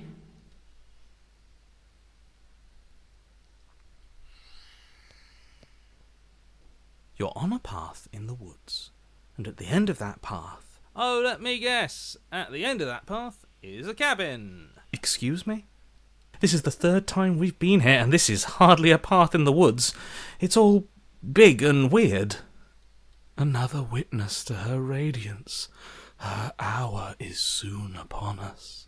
I'm here to keep him in check. I'm sick of prying fingers digging around in our head, and he's making it all too easy for them to get in. This is bad. Oh, is it now? I hadn't noticed. Do you need a primer, Mr. Amnesiac? No, I'm quite all right, but if all of you would take a moment to settle down, there's something important I'd like to get across to you before it's too late. Is it about the princess? We already know all about the princess. Not to be trusted, that one. No, I mean, yes, it's about the princess, but whatever you think I'm going to say, it's probably not that. You're not to be trusted either. Look, fine, just out with it already, yeah? But if I hear the words, "You're here to slay her," or "If you don't, it will be the end of the world," you've lost speaking privileges. You're going to hear some of those words, but not all of them. And definitely not all in that order. I'm interested. Really? I know. It's probably a bunch of lies, but even lies have a kernel of truth to them. You two are just wasting your time. It's all going to end when we open that cabin door, which means it's already all over. What's the point of dawdling when the end is already written? Okay, that nonsense he's going on about, that's what we need to talk about. You've been here before, obviously. So you have met us. Because boy, were you in denial about that last time. No, I haven't met you, but reality is clearly falling apart at the moment, and the only reason that would happen is if you knew things you weren't supposed to know. What the hell are you talking about? He's talking about those weird marble trees and how wrong everything looks. Yes, exactly. Whatever you did before gave her far too much power. So you've got to cut it out, get to that cabin and slay her before things get any more out of hand. We gave her power. Why didn't you ever tell us we could do that? We probably would have gone about things very differently if we knew that. We've built a new god, and she is limitless. Are our thoughts doing that? Make her small, make her small, make her small, make her small. Shit! What if I'm doing it wrong? What if I'm making her even stronger? Do you hear those two, with their runaway thoughts? I'm only giving you the sliver of information I'm giving you now because things are already deep in the shitter. This was my last card to play, and it looks like it's already made things worse. So hurry. Cabin. Now.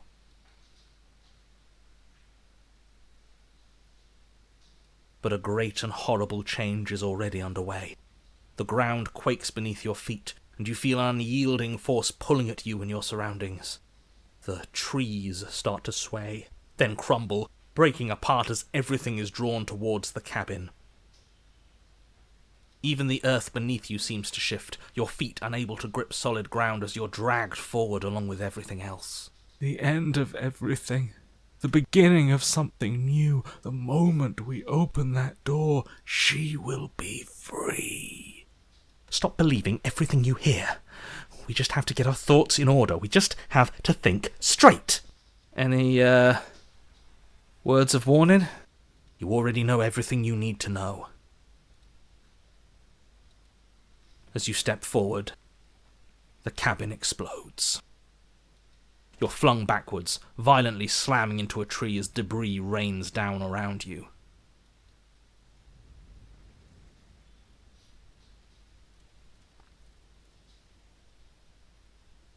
You watch in paralyzed awe and terror as the princess emerges, her body unfurling from some vast space as she stands upright to face you. The world bows to her.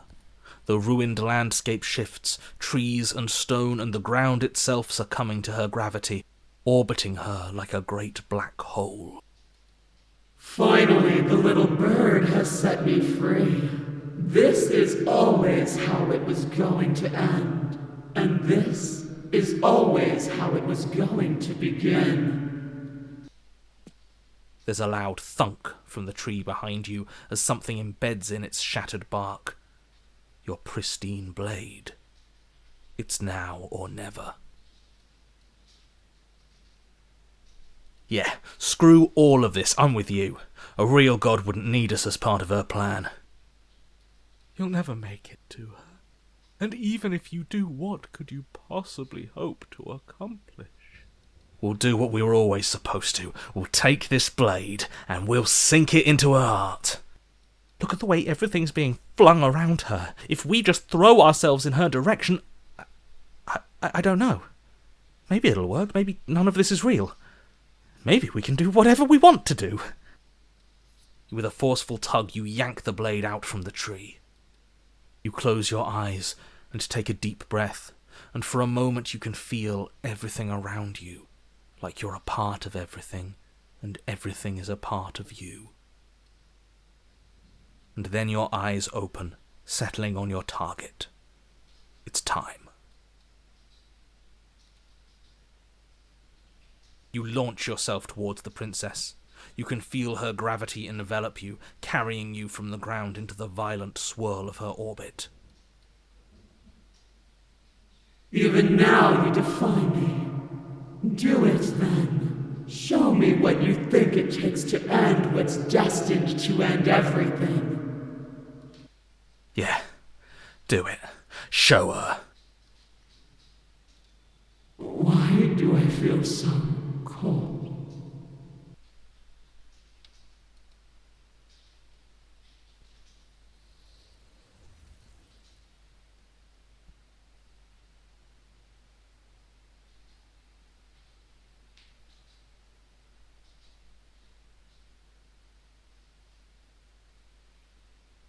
No. Where did she go? She's gone. Is this the end of the world? Did she end herself? And is that a mirror? Why is it here? Why now?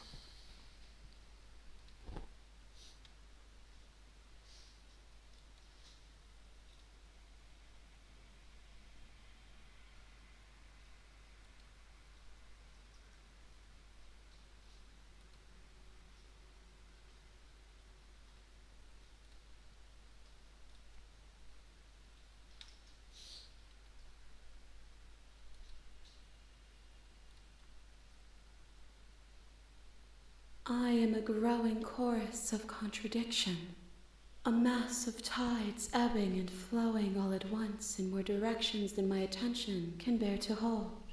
To look at any one is to shift them all into something new, and to look away is to reshape them yet again. All of me is changing, and yet the rest of me is still the same. It changes me. But it doesn't make me worse, nor does it make me care for you any less. Does it make you worse? Do you resent me? It says that your heart is gentle, that even in the darkness you are guided by compassion. And yet my waters flow and my streets bustle. There are no words that can describe me into non-existence. There is no logic that can bind my multitudes. I am everything that you have known me to be, but I am also none of it. This one is dominance, a figure capable of bending everything to her will. She will make for a terrifying and divine heart. Do not mourn her, for she would not be able to mourn you.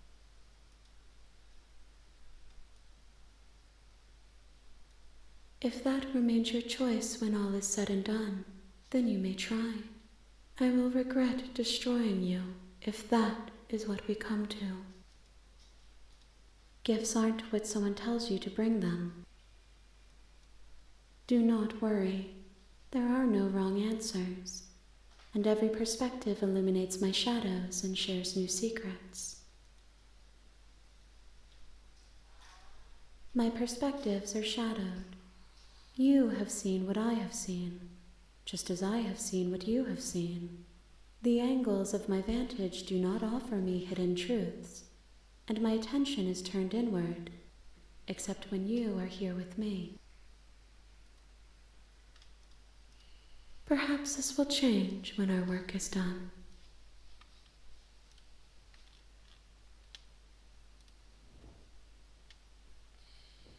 My roots burrow in an ocean beyond your sight.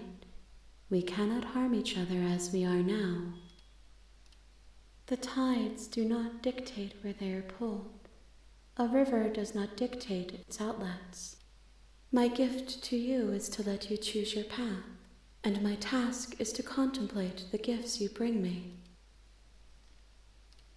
As easily as you can stand to be you, you are like me, even if you have chosen not to look at the corners of you that do not fit, even if you have chosen to ignore the brilliant contours of your soul. The desires of my multitude thrive in endless competition with themselves, but none of them rise above their dance to influence me. I yearn for what I have always yearned for, my awakening. Other desires shrink in the light of self-knowledge.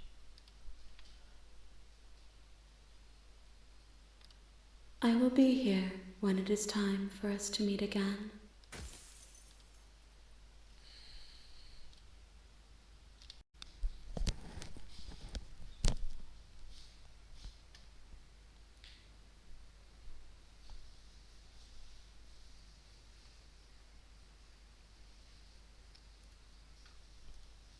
You're here to slay her.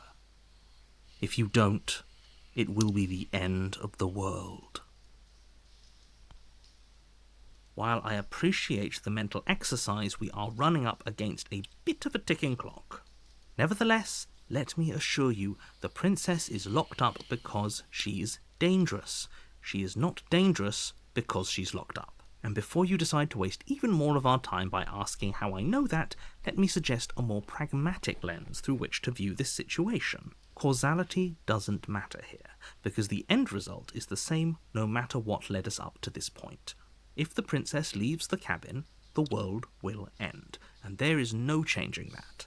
It's no use arguing semantics over a metaphorical chicken or egg, because the egg is hatched and it's about to ruin everything. Unless, of course, you do your job and slay her.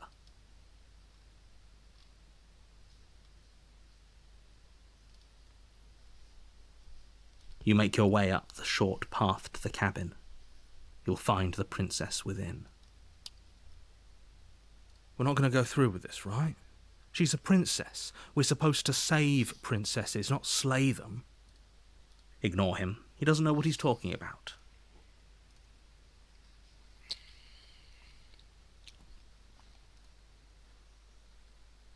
The interior of the cabin is almost entirely bare. The air is stale and musty, and the floor and walls are painted in a fine layer of dust. The only furniture of note is a plain wooden table. Perched on that table is a pristine blade. The blade is your implement. You'll need it if you want to do this.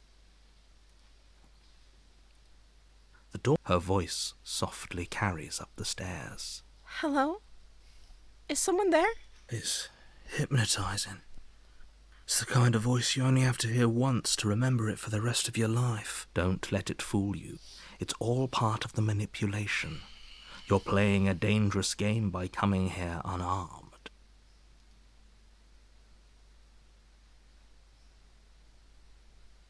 Wait, really?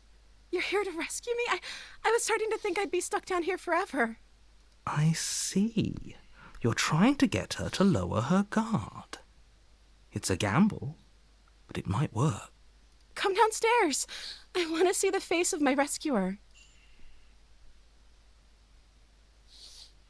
You walk down the stairs and lock eyes with the princess. There's a heavy chain around her wrist, binding her to the far wall of the basement. She's beautiful. How could someone like this be a threat to anyone? I am begging you to stay focused. There's a lot riding on you here. Hi. I can't believe you're here. I've been waiting for something like this to happen forever. I hope you brought something to deal with these chains. You were lying when you said you were here to rescue her, but regardless of your intentions, breaking her out of those chains would be a big mistake. Don't even try it.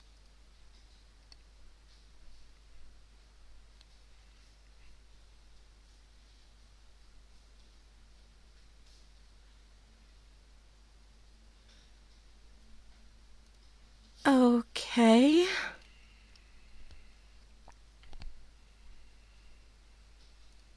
Oh.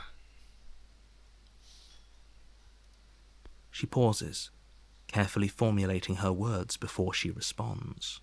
You can address me as Your Royal Highness. Or you can just call me Princess if Your Royal Highness is too formal. Is Princess her name or her title? What if it's both? Could you imagine being named Princess?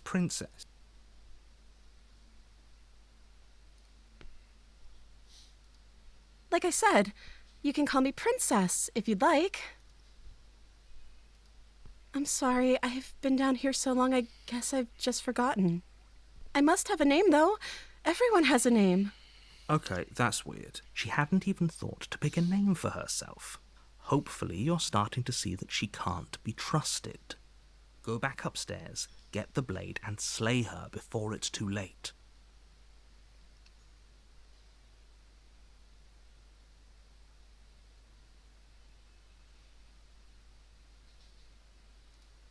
I don't see what that has to do with anything.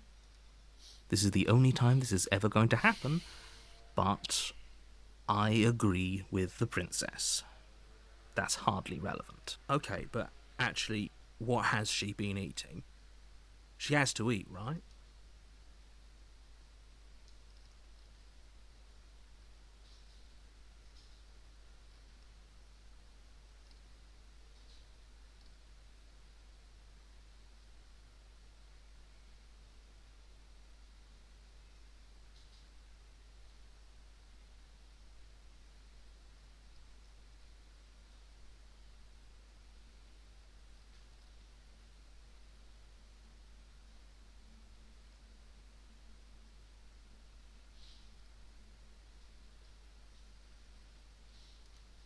Of course I'm locked up down here for a reason. I don't actually know what that reason is, but you don't just stuff a princess in a basement and throw away the key without there being some sort of an explanation, right? You have all the explanation you need, and you should know better than to trust whatever she comes up with.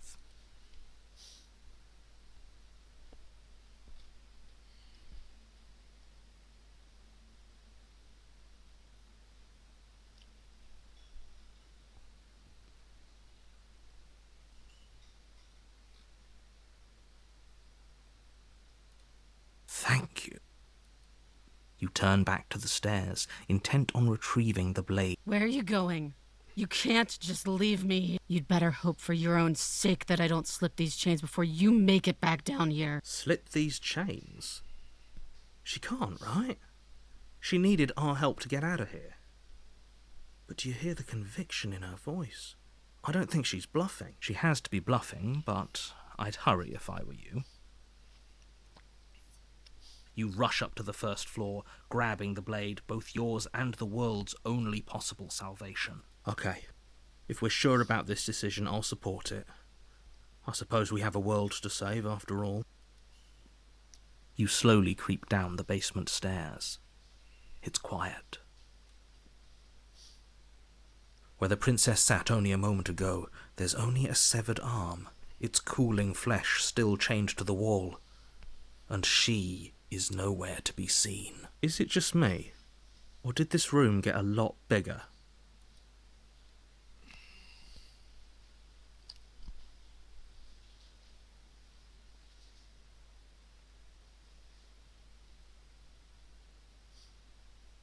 This is a dangerous play. Who's to say she'll actually succumb to her wounds? She doesn't have a weapon, and she's missing an arm. You can finish this right here, right now.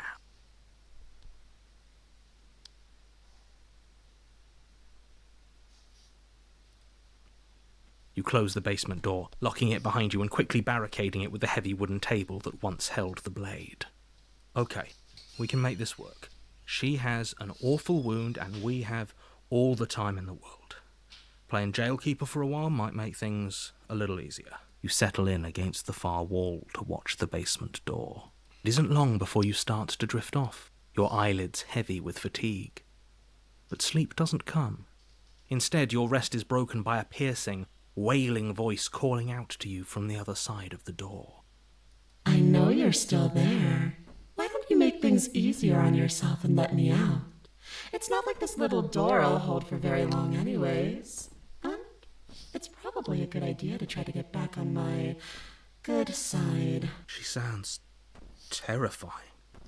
Like she's less of the princess you... As she violently rattles the door, you do your best to shut her out of your mind. When I get out of here, I'm going to pick you apart piece by piece. I won't forget what you did, and I'll never forgive it. You don't know the kind of enemy you've made tonight. It doesn't sound like she's getting any weaker. No, it doesn't.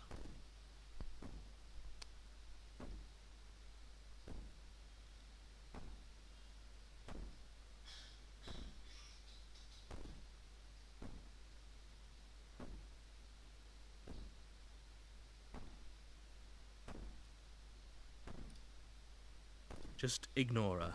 Maybe the banging and wailing will stop if you just don't pay attention to it.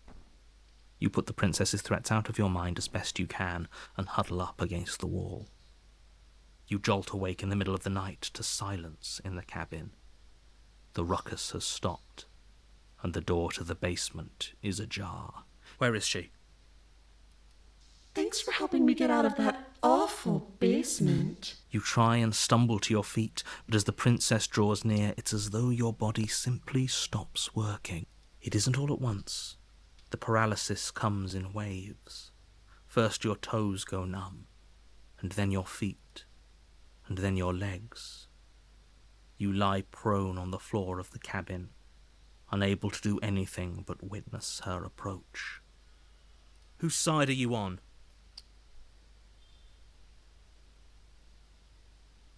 Yours, of course. But I have a duty to uphold the truth. Lying about the facts of the situation doesn't change them. So helpless. I can take my time with you, can't I? She steps closer, one silent footfall at a time, cocking her head in curiosity as you feel your organs shutting down one by one. Or maybe I can't take my time with you. You don't look well. A little green around the gills. What a shame. If you'd only helped me get out of here, we could have done such wonderful things together. Your lungs stop drawing in breath, and your heart freezes in your chest. You have seconds left.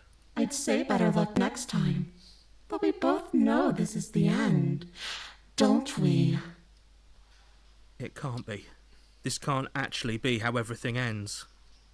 I'm sorry, but it is. Everything goes dark, and you die.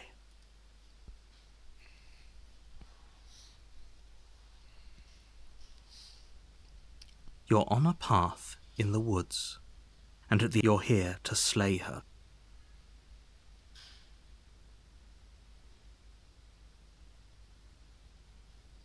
Again? People don't die twice. You haven't even met the princess, and I hardly think she'd be capable of killing someone as skilled and courageous as yourself.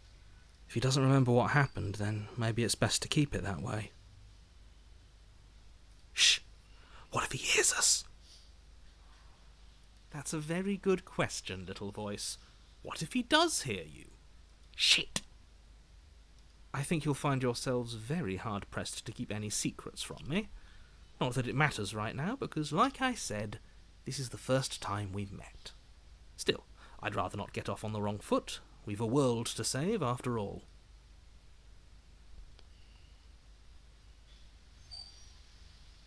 Those are two very different questions, but fine, I'll indulge you if that's what it takes to get you moving.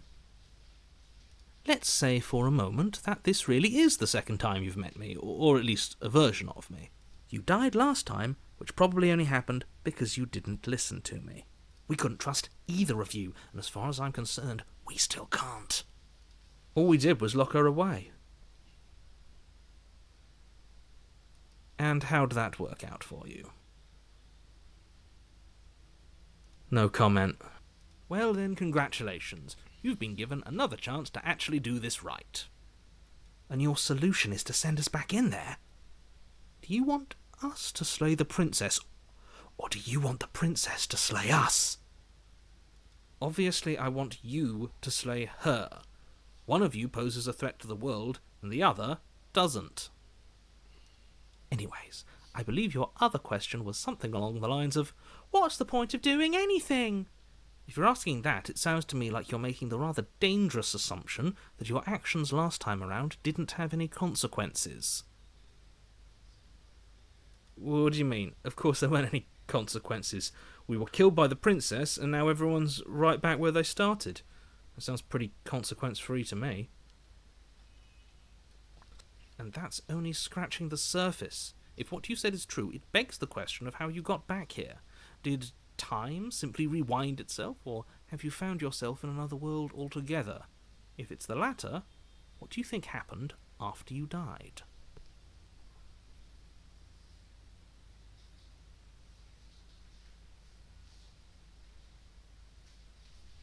Do you think the people there lived happily ever after? Or do you think that the princess, left unhindered, brought about the end to everyone and everything, just like I told you she would? If she brought an end to everything and everyone, how are we supposed to stop her? What do you want from us? I want you to succeed. You'll find a way. You're the only one who can.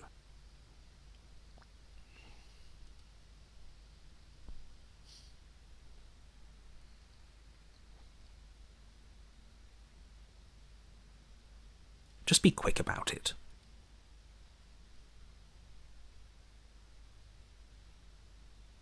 Like I said, if she killed you, it was probably because you didn't listen to me.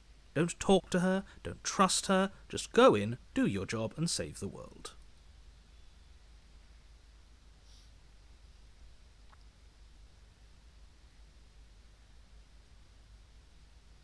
She is just a princess.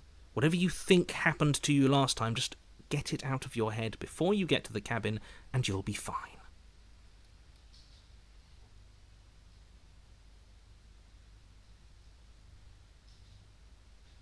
People locked her in that basement, and I told you what this place is. Look, I'm not supposed to say this, but it's because you're special. You're the only person capable of doing this. Call it a prophecy, if that helps, but it's just the way things are. You can't just goad us into doing something by calling us special. It's manipulative.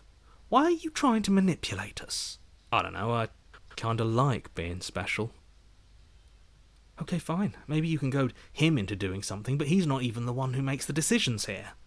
I'm not goading you into doing anything. You already know the princess is dangerous.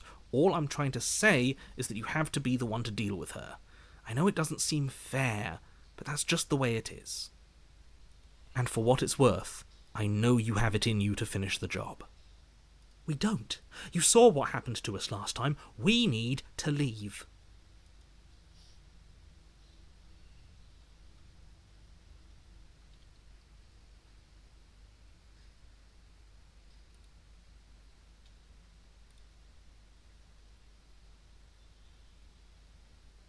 I've told you everything you need to know. If not, he isn't telling us. Do you see the way he keeps... Great. Now, if you don't mind, the whole world is waiting with bated breath for you to save it from... A warning before you go any further. She will lie. I don't think... It doesn't matter.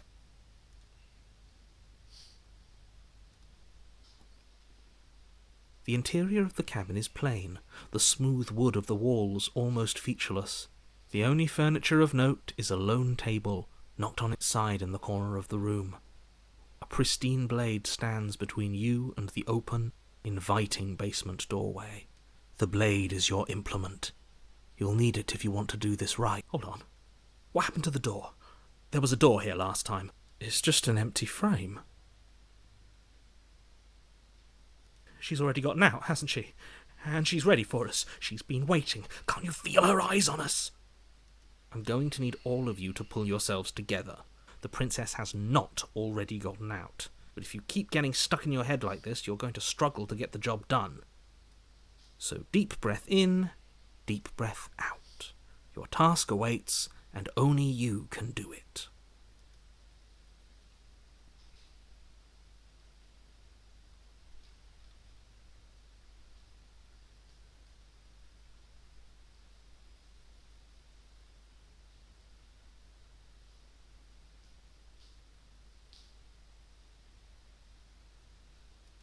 You reach down and pick the blade up off the floor. Good. Is it going to be enough, though? Couldn't you have given us something else? Something, I don't know, better than a knife? Could we have a bomb? The blade is the only thing you need to finish your task. You're more than capable of pulling this off, so long as you don't lose faith in yourself. Those are the words of someone who knows he's sending us to our death.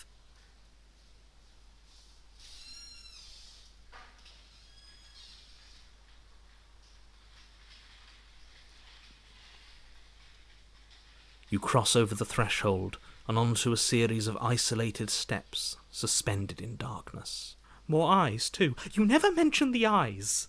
The air seeping up from below reminds you of fresh lightning and static, as if you're descending into a place that isn't meant for a creature of flesh and blood.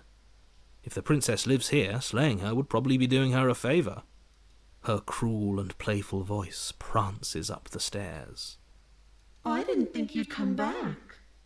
We're gonna have a lot of fun, you and I. Okay, we need a game plan. Last time we were here, just being close to her was enough to kill us.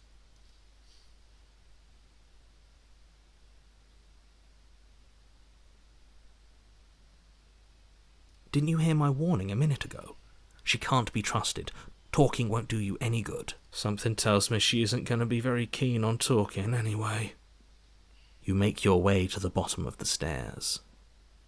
As you emerge, you find yourself between two loose rows of white wooden planks suspended in nothingness. A smattering of cobblestones, visible against the inky black of the basement, mark where the floor should be, forming vague pathways. At what seems to be the end of the room, they diverge in opposite directions, left and right. She could be anywhere, and there's nowhere for us to hide. We're completely exposed. Are you really not going to comment on how weird this place is? No, I'm not. Somebody needs to be the voice of reason here, and it certainly isn't you. Excuse me, I'm being incredibly reasonable. You're the one who's just matter-of-factly describing whatever the hell we're looking at like it's an ordinary basement. We're going to die down here. Please stop saying that. You're only going to make things worse. Just pick a direction and start moving. I wouldn't give it too much thought if I were you. It doesn't really matter, because either way you go, I'm going to find you.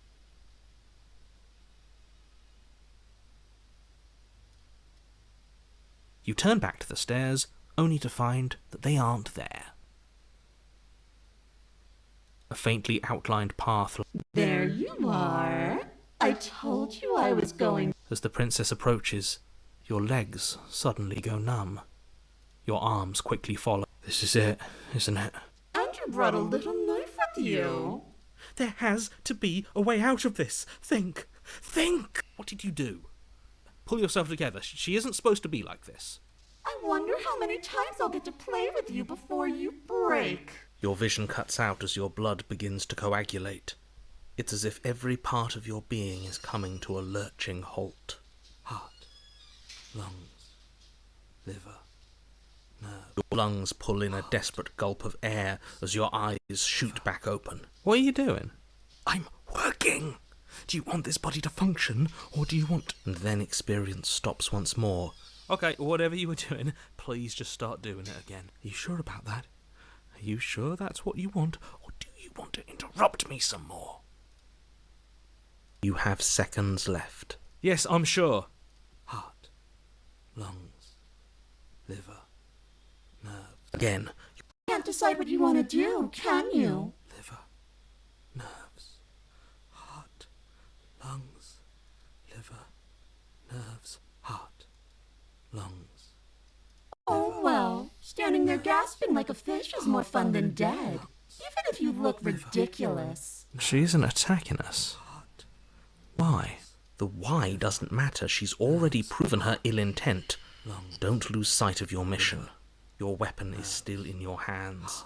Strike at her and end this before it's too late. Nerves, heart, lungs, liver, nerves, heart, lungs, liver, nerves, heart, lungs, liver, nerves, heart, lungs, liver, nerves, heart, lungs, liver, nerves, heart, lungs, liver, nerves, heart.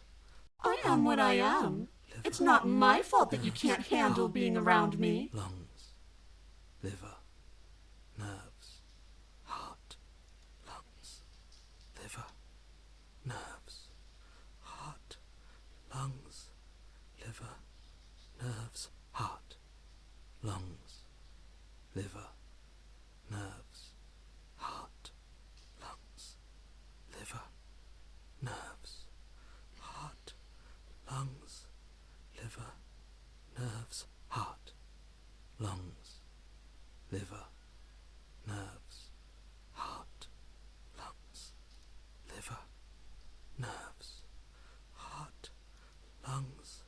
What? Liver. No! I knew you'd come around. Oh, this is going to be so wonderful. No, I'm not going to let this happen.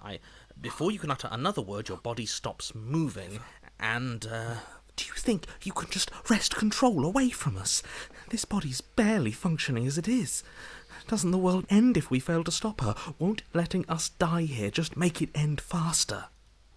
Shit! Heart, lungs, liver, nerves, heart, lungs. With a flick of the princess's wrist, the stairs slide back into place. I can't believe you're making me watch you damn everyone to torment and oblivion. Go ahead. I'll be right behind you. Lungs, liver. I wouldn't trust having our back to her. You're not wrong, but maybe you should let me handle the feedback. Just focus on keeping us alive. Heart, lungs. Besides, Liver, I get the nerves, feeling she's telling heart, the truth. Lungs, She needs liver, us alive. Nerves, heart, lungs, liver, nerves, heart, lungs, liver. You place a shaky foot on the first step and begin your ascent from the basement. You can feel the static prickling of the princess on your neck, your limbs buzzing with pins and needles, an uncomfortable and constant reminder that you exist, and that your existence is so very precarious.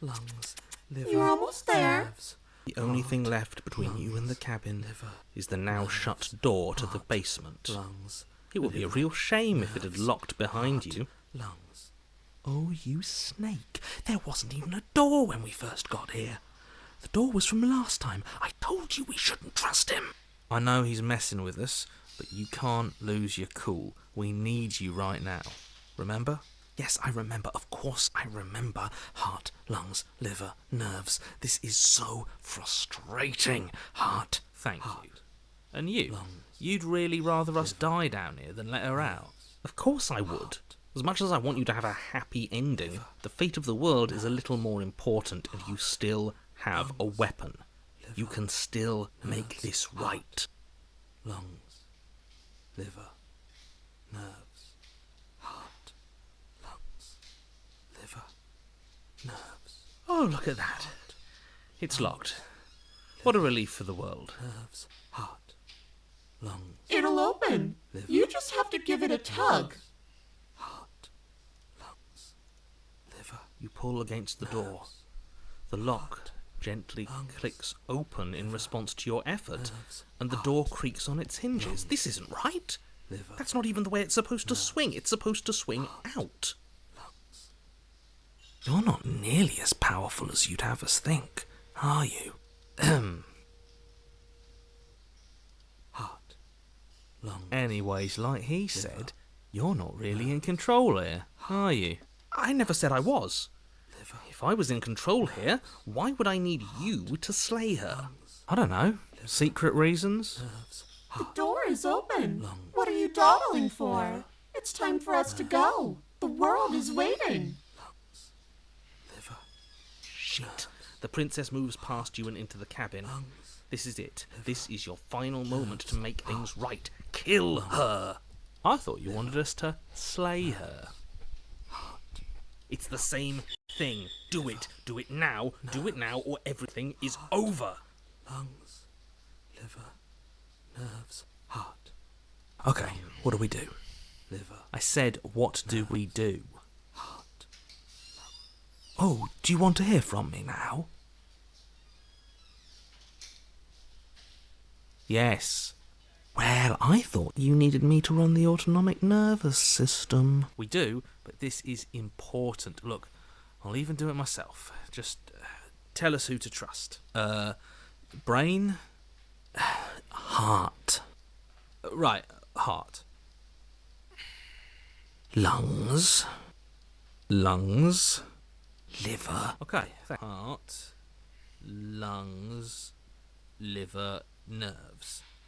Heart, lungs. You're terrible at this. I know, but I'm doing my best. What are you doing? Heart, lungs. Finally, I can liver, talk.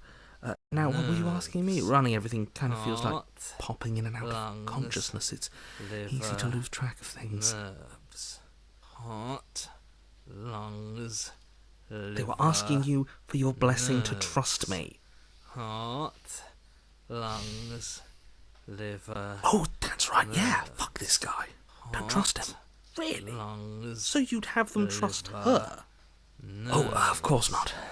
Can't trust anybody here but ourselves, but I guess that leaves us back where we started, doesn't it? I suppose if I had to make a choice, I'd pick the one that doesn't make our organs shut down. Thank you for your gracious show of support. Lungs, liver, But that's a marginal preference. We'll have to deal with him later. I'd just rather deal with him while our organs are intact. nerves. Whatever. You heard what he had to say, so whether you trust me or not, killing her is still the best, nay, the only option you have worth taking. All right, I'm done. You can let me take over again. Nerves, heart, Finally, that was awful. I really don't know how you do it. Heart, lungs.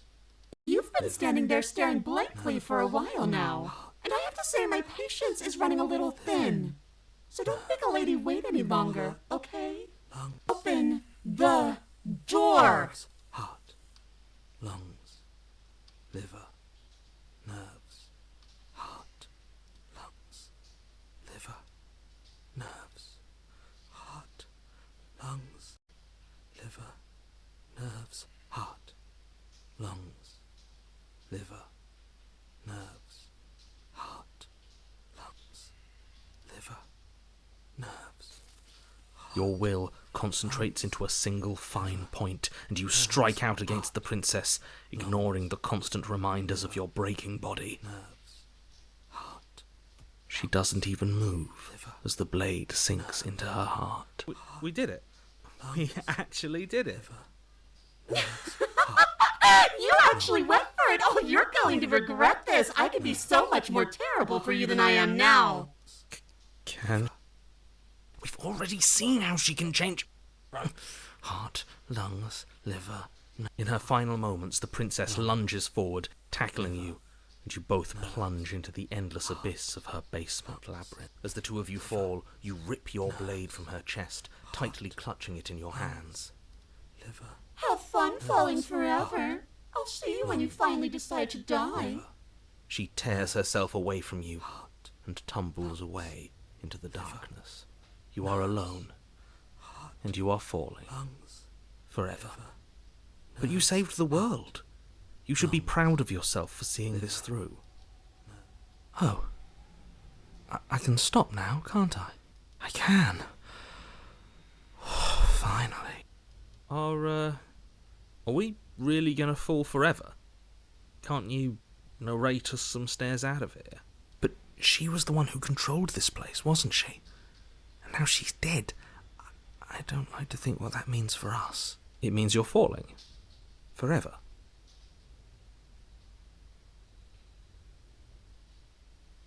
Oh no.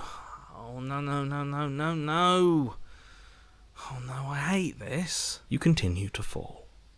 Forever's gonna end eventually, right? No, it won't. That's the whole point of forever. It doesn't end. You continue to fall, and you will only continue to fall. I feel sick. It doesn't have to be forever, though, does it? What do you mean? We still have a way out, clutched in our hand. Are you suggesting we kill ourselves? Won't we be dead? I guess that hasn't stopped us before. That's a terrible idea. You've already saved the entire world from ruin. Why would you want to die? Because right now, you don't want us to do that. You're right. I don't. But if we've already saved the world, then why does it matter if we die? Why do you care? I just do. I value life. Every life. Even yours. Especially yours. Why? What do you mean, why?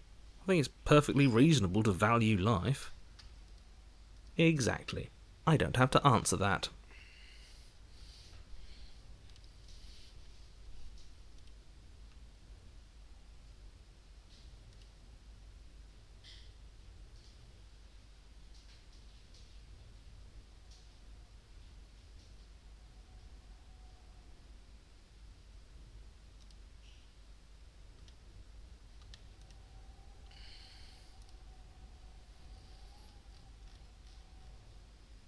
More time passes. You continue. More time passes.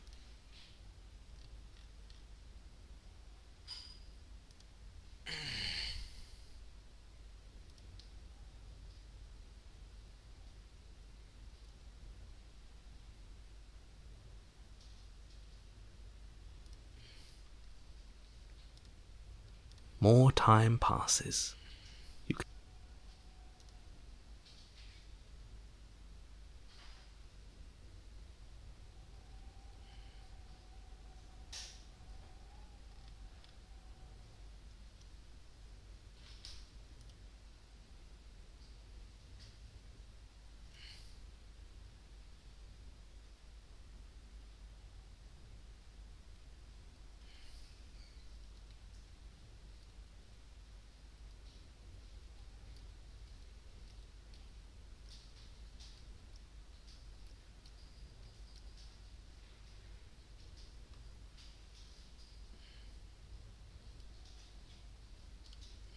That's a grim thought, innit? But I suppose we don't.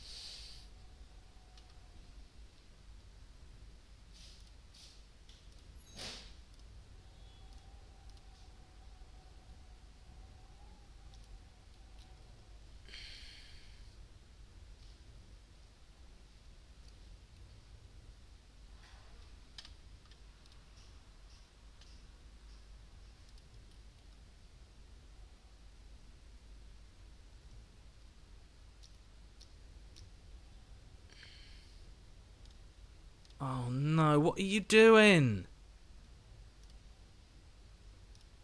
You loosen your grip, and the blade tumbles through your open fingers. Now you're really falling forever. There's no way out now. You mean? Right, I mean,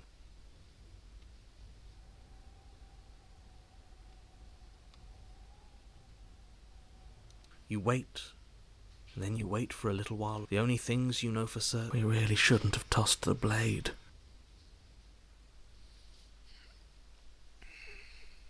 No, you really shouldn't have. But biology and time are immutable forces, and eventually, long before forever gets the chance to come, everything goes dark.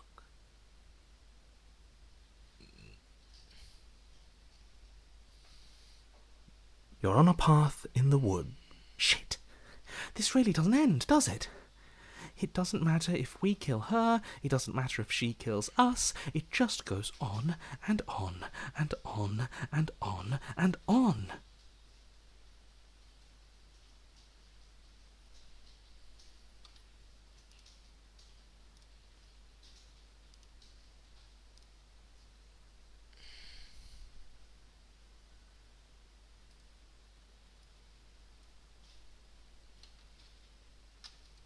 We've tried doing it our way, and we've tried doing it his way.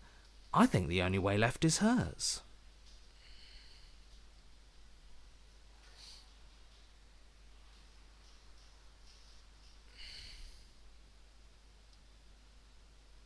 Are you suggesting we let her out?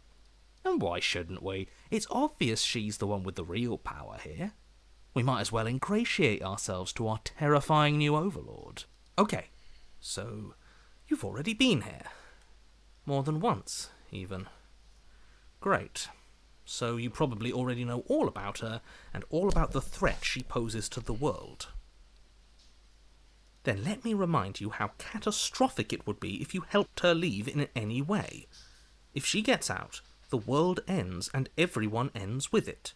Yourself included. See, it's that last part I'm not so sure about. We've ended twice now. We even ended her once, but it didn't matter, because it still threw us right back into these woods. This place feels a bit different, though, doesn't it? I don't even know what I'd call it, but it's definitely not the same path in the woods anymore. That's all the more reason to take this seriously. If the path isn't the same, it means that her influence is spreading, and the world has already started to end. Her influence? I really shouldn't have said that. It'll make your task more difficult. But now it's out, you could always take that information as a sign of goodwill between us and do your job, all right? Well then, if the world's rushing to an end, that's all the more reason for us to rush over to the cabin and make ourselves useful. It's all about making a good impression. If we're useful, there's a place for us.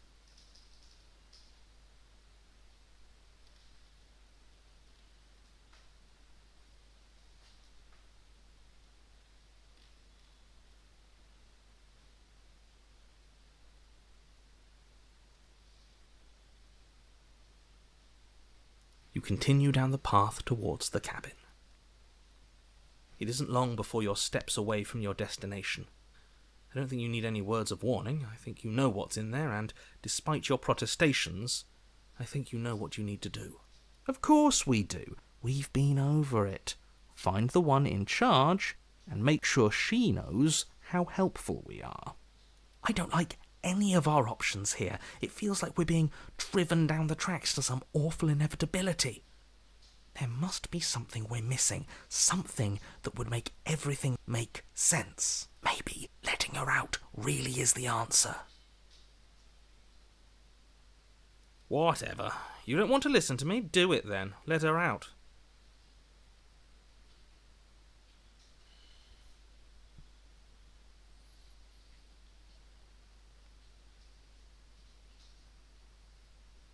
There's obviously no point in trying to reason with you right now, especially with all these clowns offering up their useless advice. Honestly, it seems like the more I try and talk sense into you, the more single-minded they get about letting her out. So yes, I'm done trying to argue.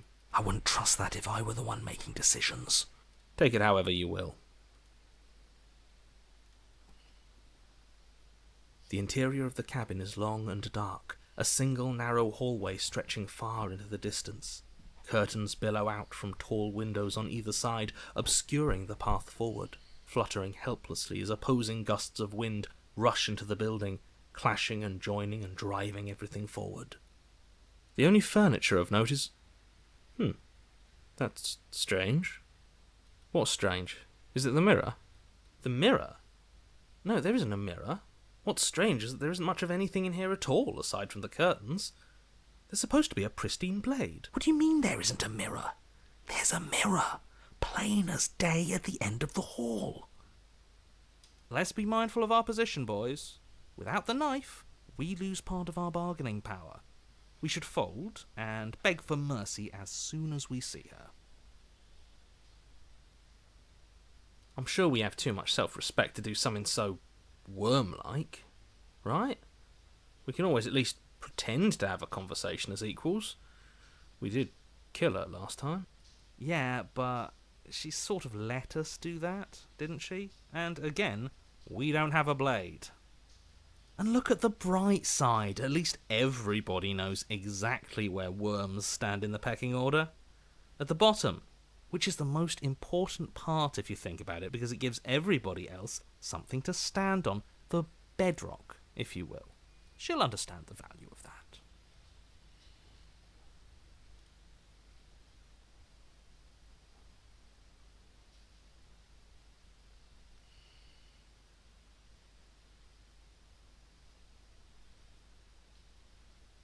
If you're asking what's at the end of the hallway, it's the way to the basement. Are you saying there isn't a door? Are you saying that at the end of the hallway there's just an opening again?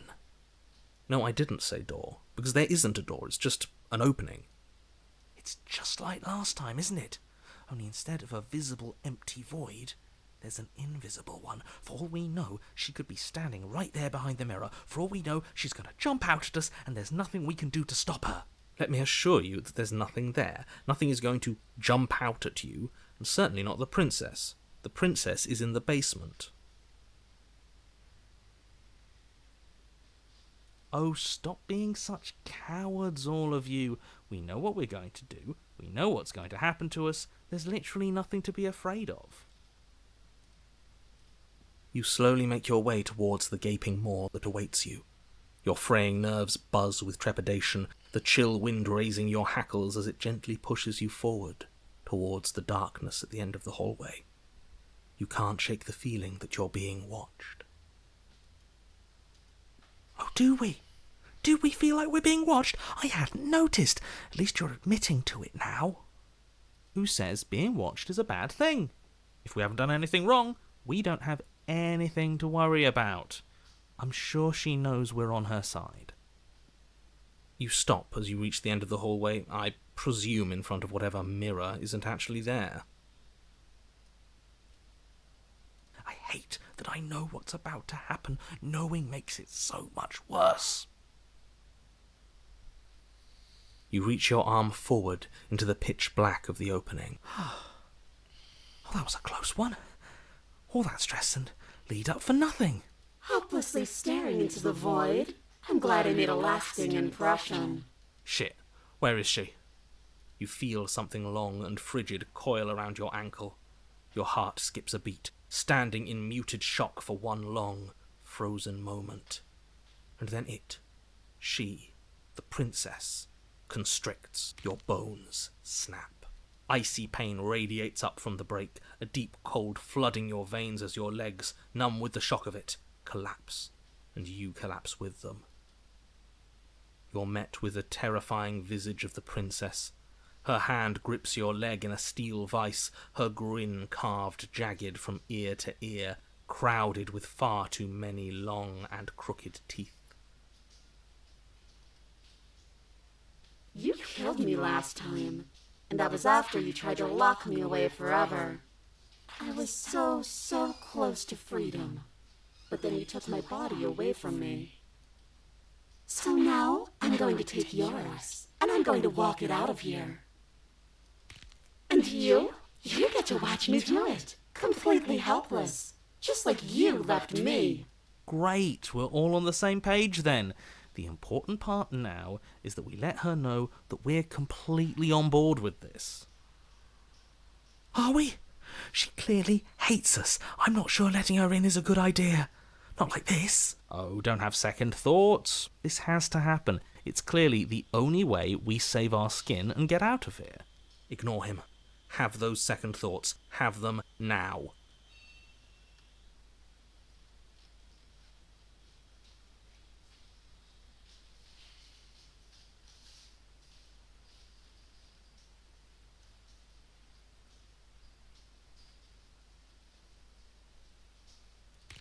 But you did hurt me. Twice even. And I'm not letting you do it again.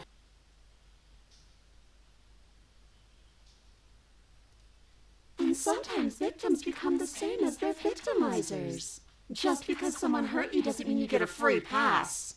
Funny how she says that like it's a bad thing when it's exactly what she's doing right now. Something tells me pointing out the irony wouldn't do much to help us.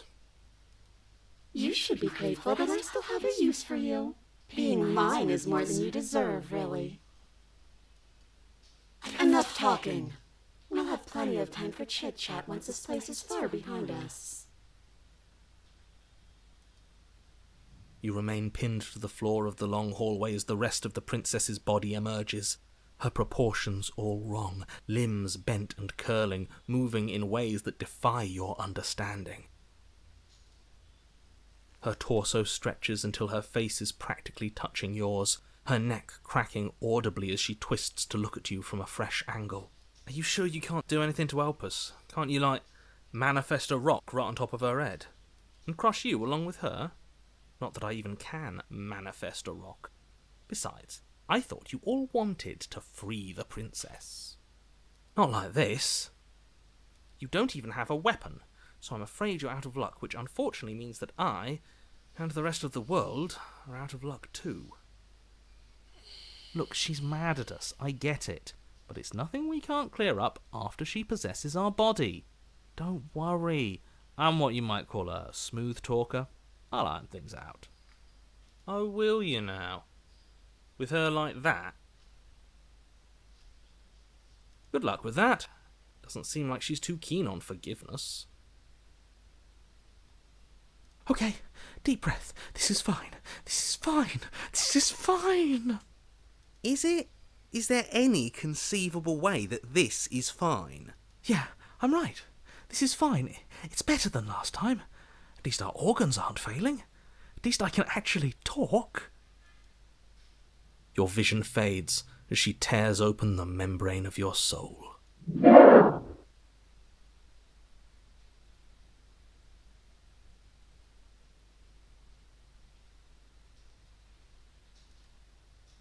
You're awake. Eyes once again fixed on the long hallway, your vision swimming as the princess's command reverberates inside your skull.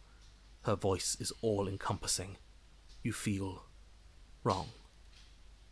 It's so cramped in here. Like there's some sort of growth trying to push us all out. I know. You rise to your feet, though the pain in your ankle is blinding. Your body slumps against the wall, desperately leaning into it for support. The two of you are being incredibly rude. Hi, hello, welcome. I live here, along with him, and... Well, I've never been clear on whether or not he lives here. I don't think this is helping. We should try to keep a low profile. Yes, that is right. This is helping you. It's too late for anything to help you. I just want to tell you how great a job you're doing. You're a real go-getter, really seizing destiny by the throat and making it yours. It's the kind of gumption a guy can really admire. You stabbed me in the back. That was then. This is now. I'm a big fan of winners, and you're the biggest winner around. You think you're nice to me now that I will forget what you've done to me? I've already taken the only thing I need. I'll have you know that as soon as we wound up back in the woods on this go-around, I suggested that we free you. I'm on your side. You're only on my side until you think you can stab me in the back again. But that is never going to happen. At the end of the day, I just want a job. I figure if he's right and you're going to end the world, there's got to be something else coming after all that. And I want to make sure I have a place helping you run it. I think you should stop talking.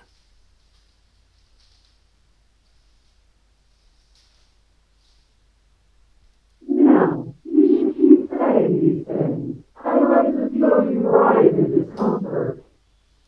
Look, all I'm saying is that whatever comes after is going to be a hefty management task.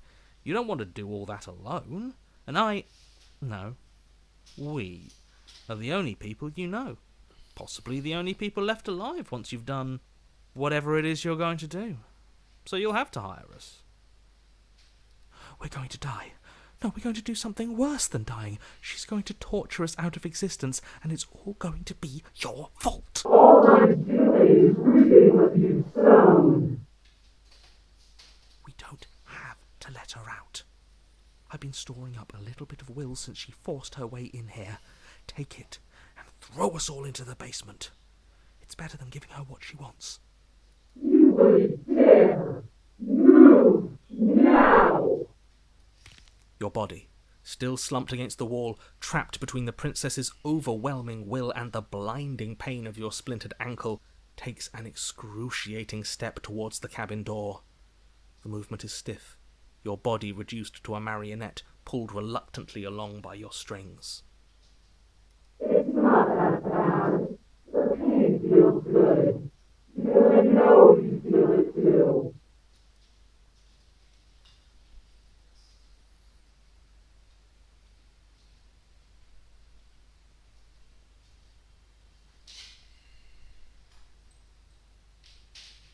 You toss the last of your will aside and surrender to the princess. I guess that's that. It's for the best, really. Maybe we'll find our freedom on the other side. This is all I wanted. Because there will be a mercy for you at the end of everything. Hear that, boys? A mercy. That's the sort of reward you get with me at the helm.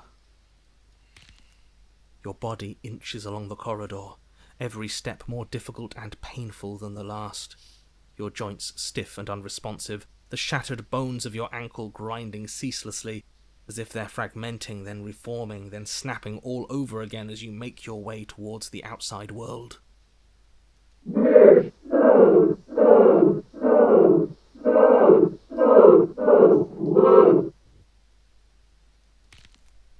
But despite the anguish, it doesn't feel like the exit to the cabin is getting any closer. If anything, it's getting further away. It doesn't matter how long this hallway is. I will drag this body until it is a piece of meat and feathers. I will be free. Please, just let her out. Yes, let me out. It's pointless, isn't it? I can't stop her without you, and you'd already given up by the time we met. No, screw that. The hallway gets even longer. You had to drive me into submission. The door is right there. It really is, isn't it? I walk to it. I place your bloody hand on the door. I make you twist the handle. Isn't saying all of this his job? He is gone. Don't worry about all the criticism. You're doing great. Thank you. This is it then. The big moment. Finally, we'll get to see what's really out there. The handle clicks as we push forward. The air is different here.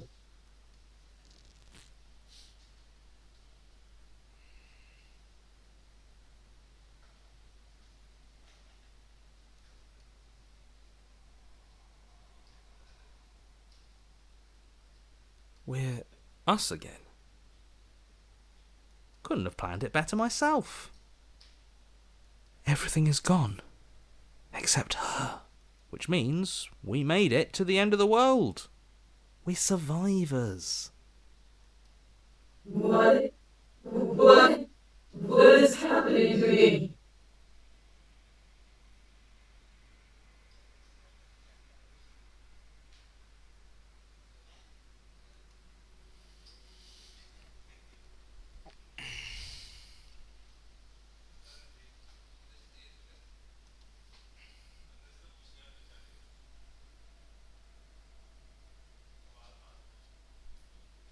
She's gone. Where did she go? Should we try and find her? And there's that mirror again. Why is it here? Why now?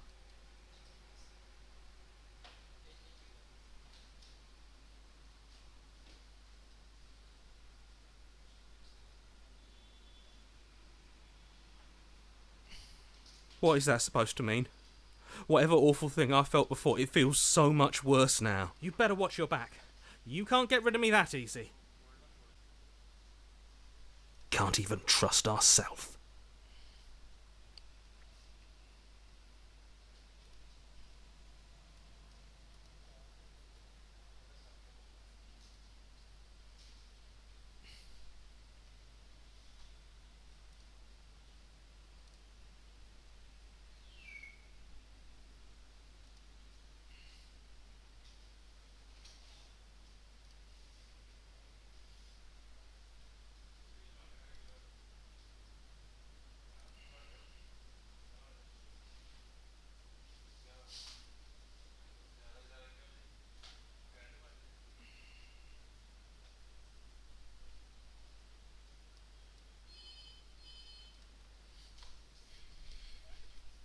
There's a world beyond the endless walls of the long quiet. I am curious to see what it means for us to know it.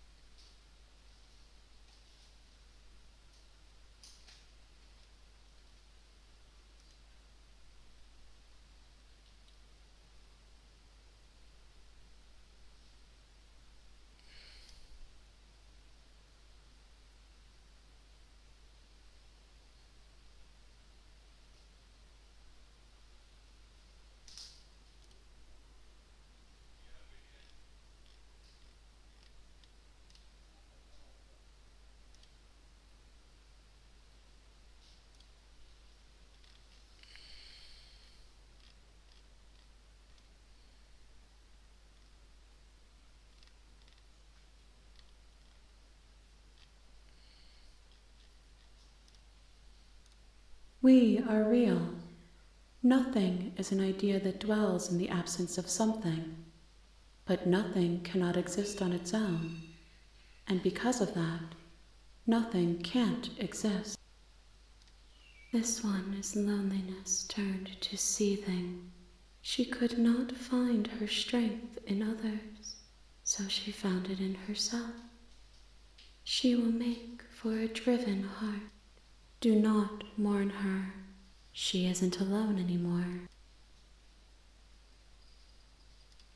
No, their minds are empty, existent, but constantly shifting into something new. Do you think your narrator lives in the spaces beyond?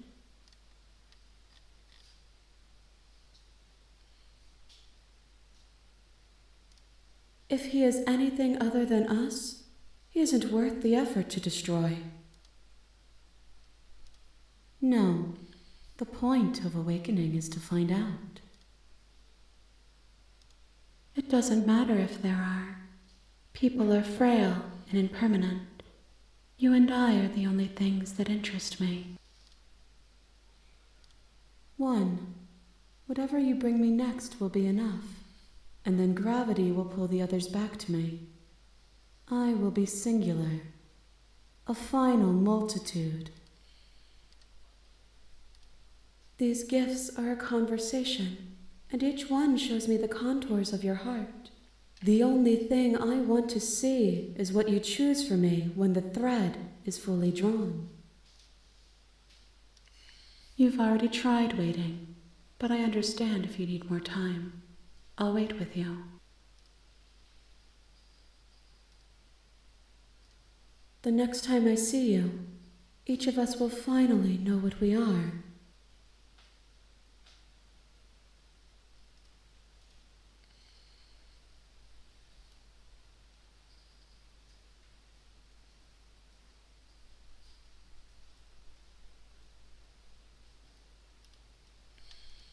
I will be here, waiting for you.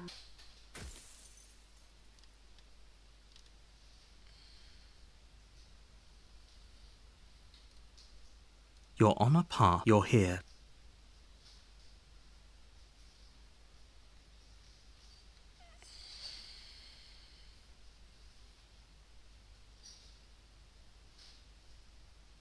Seriously? You're just going to turn around and leave? Do you even know where you're...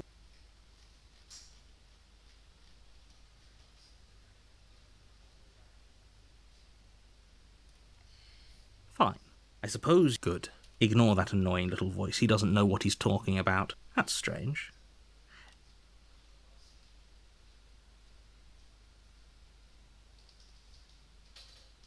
You're really keen on wasting everyone's time, aren't you? It's remarkably selfish, if you ask me. I've already outlined the stakes of the situation. If you don't do your job, everyone dies. Like, dies. Forever.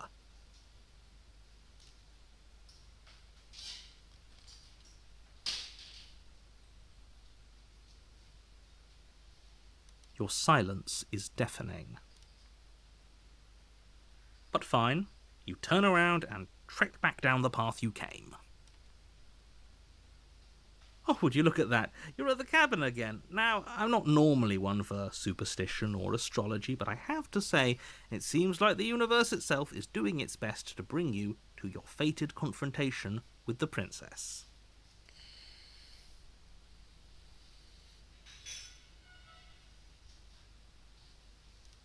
There's always a choice. But let me tell you right now that you're making the correct decision for pretty much everyone.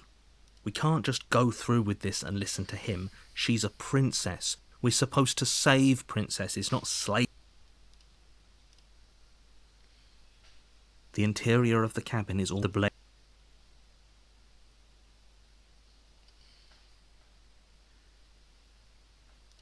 You take the blade from the table. Her voice. Who's there? She sounds... Don't let it fool you.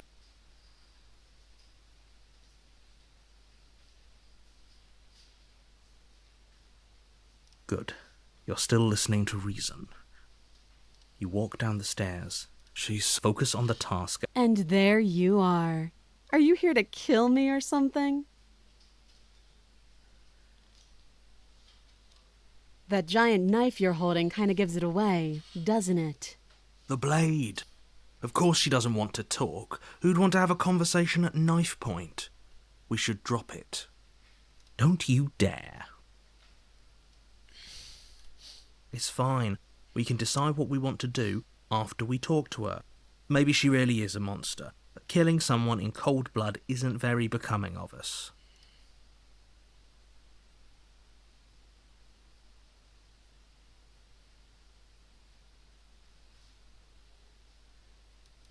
You ignore the trembling in your hands and tighten your grip on the blade. You poor thing. Your hands are shaking. Are you scared of me? Because you should be. You step forward, your grip on the blade tightening as you... I'm probably chained up in this basement for a reason, right? And if that knife is the only weapon you have, you'll have to get close enough to use it. So, you should just drop it. Best not to risk finding out what I... She's unarmed. If you hesitate now, it'll... You're so close. Don't give up. You've come this far. No, this is a good idea. Oh, threatened, are we? You poor thing. Drop the knife, and of course we can talk.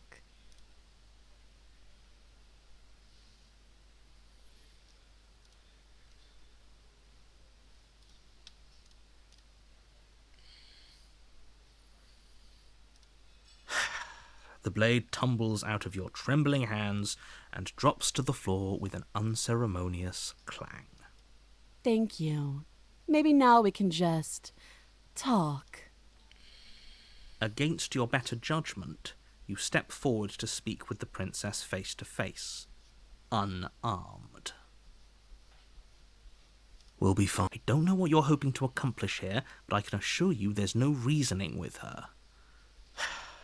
Just make sure you don't forget about the blade on the floor. You're going to need it. So here we are. What an awkward start to a relationship.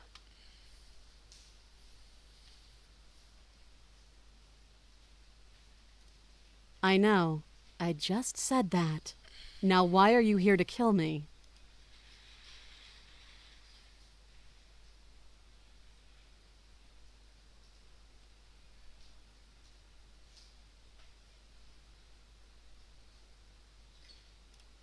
Believe me. And do you think asking me what to believe is going to suddenly make everything crystal clear? Let's not pretend that's going to happen. As far as you're concerned, and as far as they're concerned, I'm going to say whatever I have to get out of here. That's just the dynamic of our situation.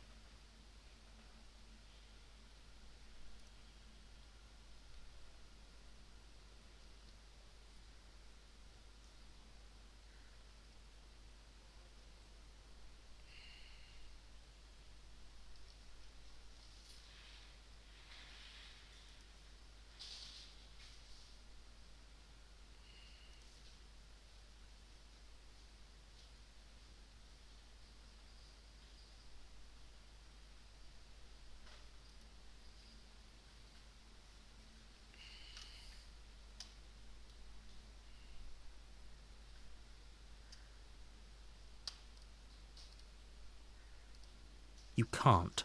Don't bother. I'm guessing you... Well, we can always put that knife to good use.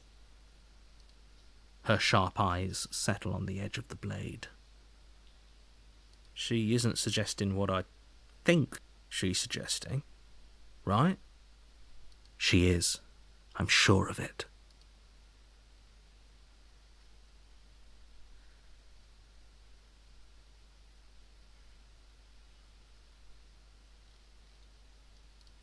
Too long.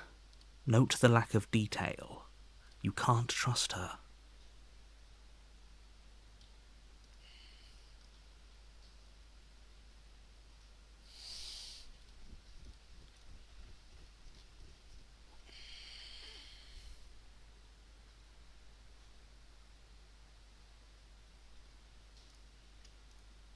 Oh, have you decided... You know why you're here.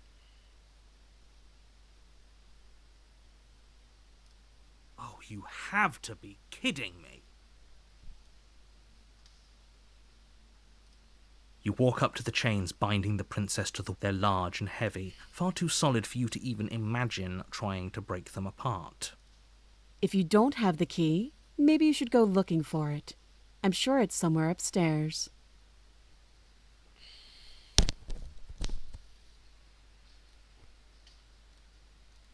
Doubtful.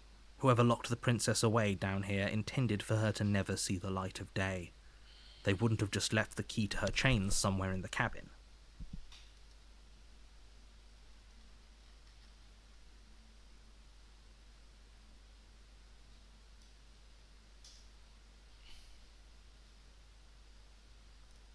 I'll be here. You attempt to make your way out of the basement, but the door at the top of the stairs slams shut. You hear the click of a lock sliding into place. Is someone else here?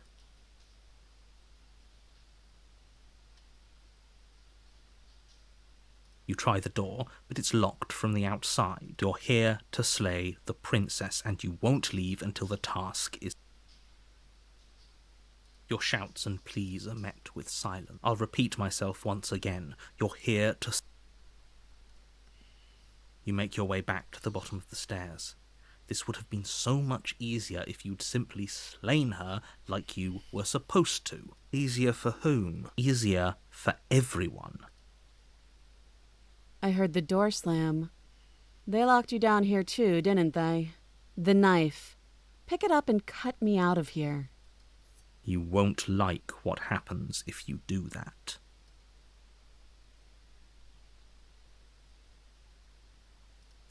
Against your better judgment, you place the blade against the princess's arm, just above the massive, unyielding chain. You cut into her flesh. The blade, she didn't so much. Free from her bindings, the princess turns to face you, her fierce gaze meeting your eye.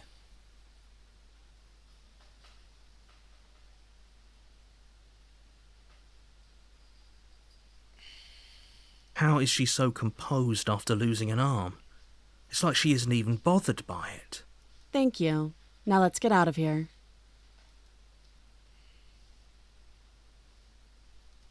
No, we won't have any of that. The stakes are too high. You can't just let her escape into the world. No, I just can't let her escape into the world. As the princess approaches the bottom stair, your body steps forward and raises the blade. Wait, this isn't fair. You can't just do that. Watch me.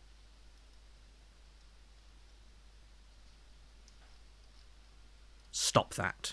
I thought this was a little too easy. Your body lunges forward to sink the blade into her back, but the princess swiftly moves out of the way before you can connect. Stop it! Stop resisting me! I am trying to get you out of here alive. The blade. Move the blade. You're doing your best to help me, aren't you? I can see the conflict in your eyes. I'll make this quick. She steps forward and pries the blade from your rigid hands. Maybe I'll see you in another life. And then she slits your throat with an almost clinical ease. Her face remains unchanged as she watches you collapse to the ground, blood flowing from your butchered neck. This is the end, isn't it? I'm afraid it is. Everything goes dark, and you die. I hope it was worth it.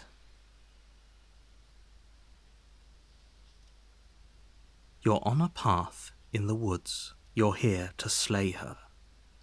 If you don't, it will be the end of...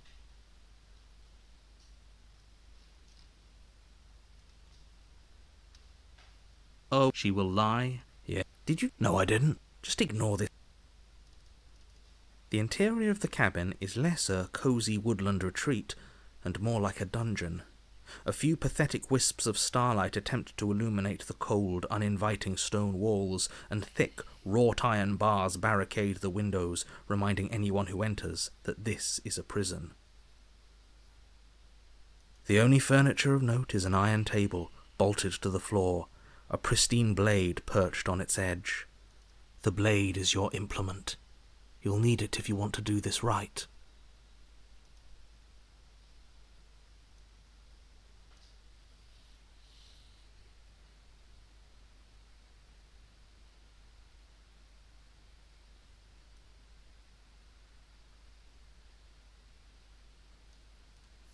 You take the blade from the table. Good idea.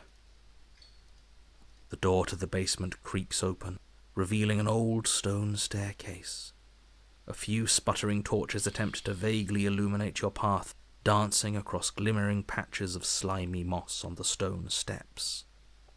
If the princess lives here, slaying her would probably be doing her a favor. Her voice, harsh but controlled, carries up the stairs. Is that a visitor I hear?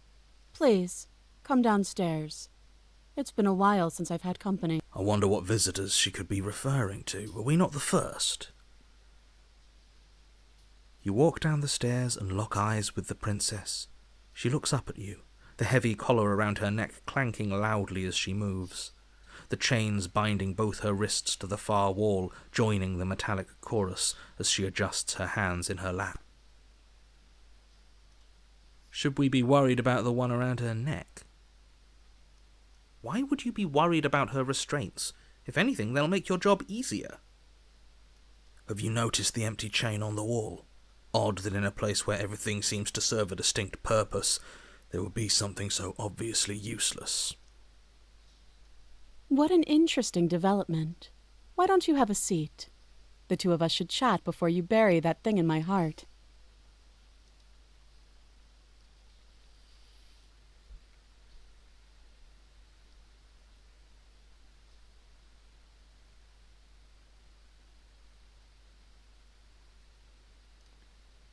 You step towards the princess, but she stops you before you get too close, holding up one shackled hand.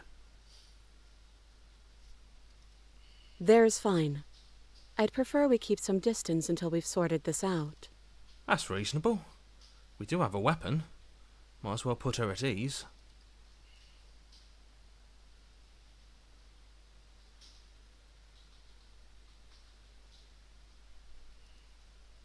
Do you think this is a game?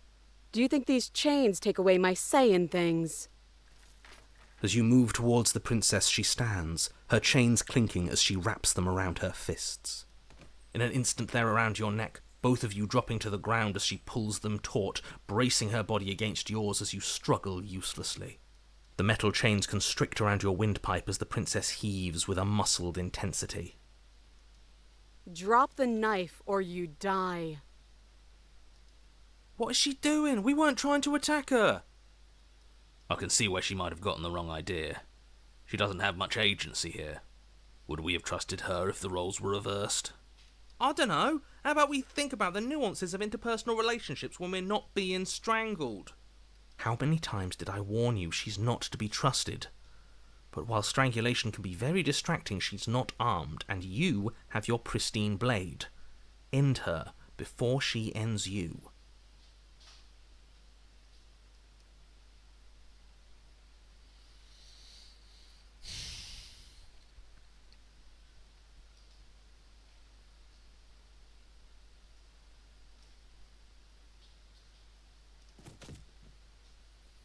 As your weapon falls pathetically to the floor, the princess releases you from her stranglehold, shoving you away with a swift kick. Your hands test the bruised flesh of your neck as you regain your senses, watching with a dazed expression as the princess snatches up the blade. That wasn't so hard, was it? She pulls up her hair, smiling slightly, as she raises the blade to her throat. You can stay right where you are for this next part. What is she doing? She doesn't say another word as she cuts into her own neck. No.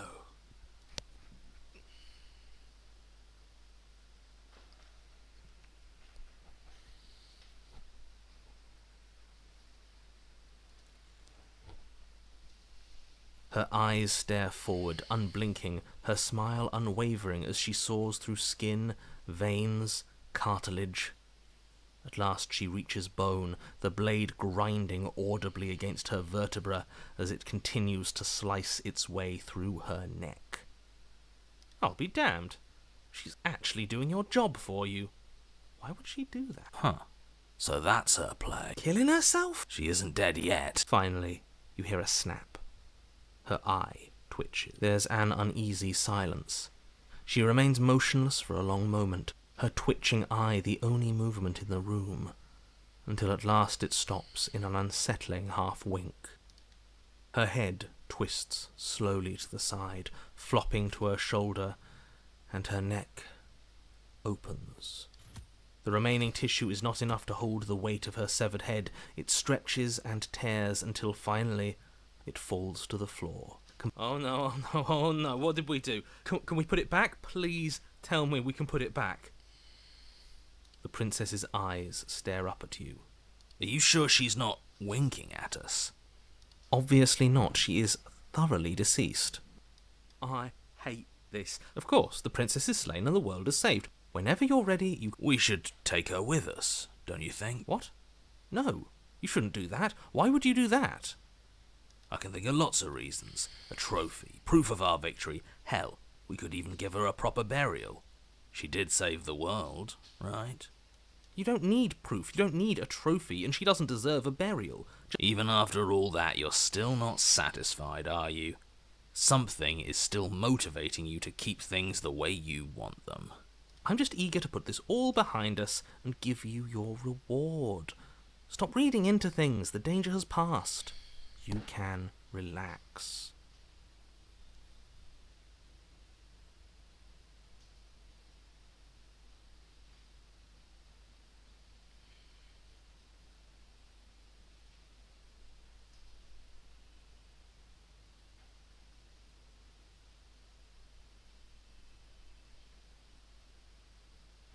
I'm just keeping myself sharp. I'm not so eager to put my guard down.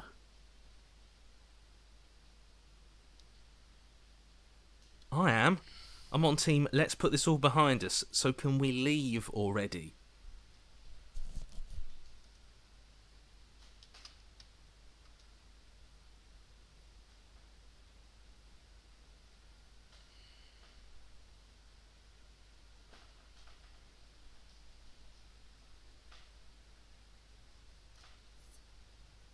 Ugh, fine. You pick up the princess's severed head, its neck stump still oozing bodily fluids. Then make your way back upstairs to the first floor of the cabin. Did you see that? I could have sworn she moved. She didn't. She's dead. But what if she's not? Are you listening to yourself? Do I need to explain to you why decapitation is lethal? The door to your bountiful reward is right in front of you. All you have to do is open it.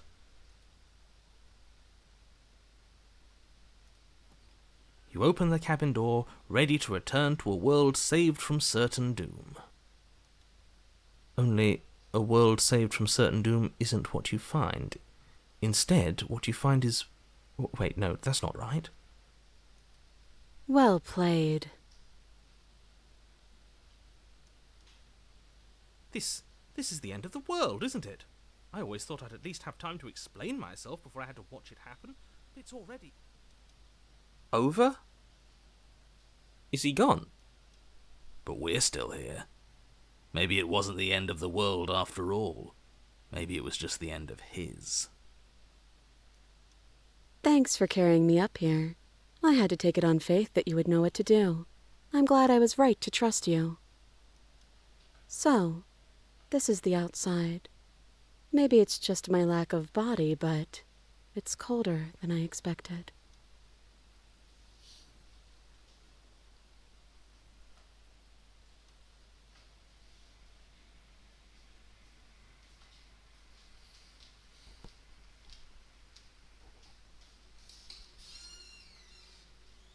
She's gone. Where did she go? Should we try and find her? And is that a mirror? Why is it here? Why?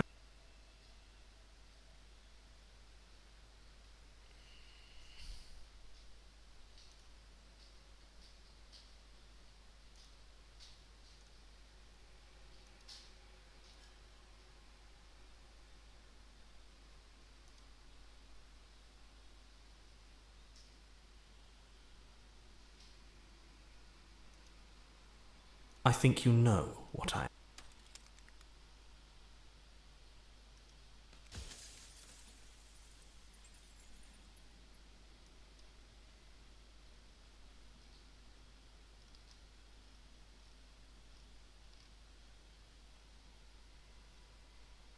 A construct. It was supposed to keep the two of you trapped here until the job was done, and it was supposed to guide your hand to help you see things through. The construct you're in exists in every world at once. Any time you failed, any time you thought yourself dead, it would restart and shunt both you and her into a new world. But you're waking up to your true nature now. It won't be able to work like that anymore. I do. The people out there are real. No matter what you do to them, no matter what you enable, I want you to remember that.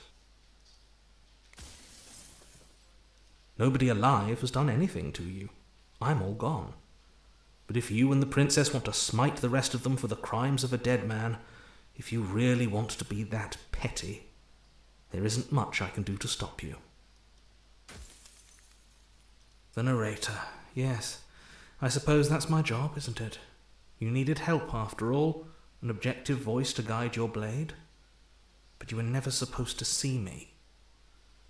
I wonder how many worlds you've damned to extinction to fall this far.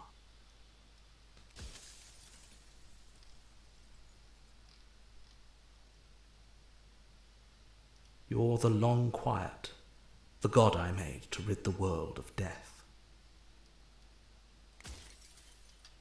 Yes, you are special, unique even, and you still have a task that you need to do, and only you can do it. Oh, I'm nothing like you. I'm an echo, likely one of many. Somebody made you, after all, and I'm what's left of him. Not that I'm the only one who can make that claim. I'm sure you've met many others like me. Of course, that is by both necessity and design. This construct you're in exists in many places at once. Any time you failed, any time you thought yourself dead, it would restart and shunt both your consciousness and hers into another world. But you'll be awake soon, and then it won't be able to work like that anymore. Soon I'll be gone entirely, and you'll be left alone with your final choice. So allow me to make my final request. The princess contains death itself within her, but I wove you into being with all the power you need to destroy her forever. Do it. Slay her, and rid the world of death and suffering.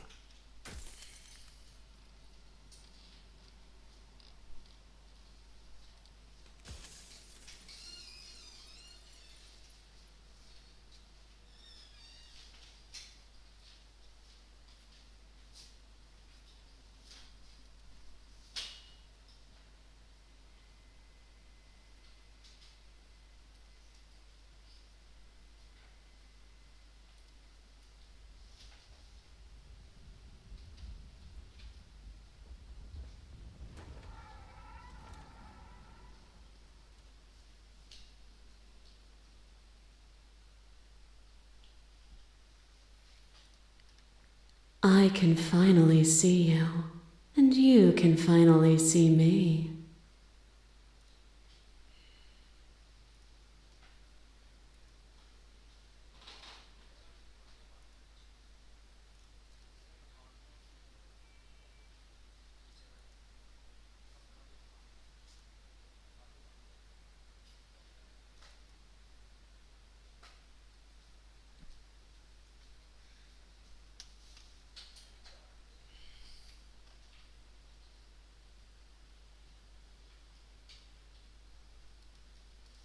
It's been so long, and my heart has ached for this moment. I've missed you dearly.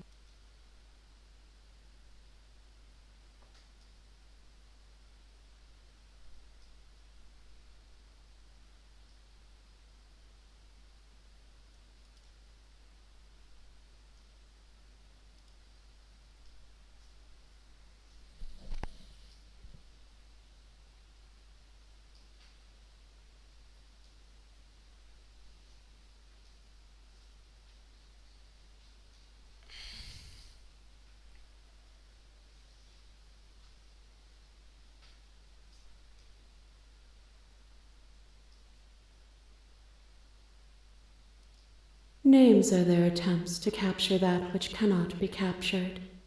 They call me the shifting mound, a pale imitation of what I actually am. Ever the passive player, always reacting and never acting. But it's woven into your nature, isn't it?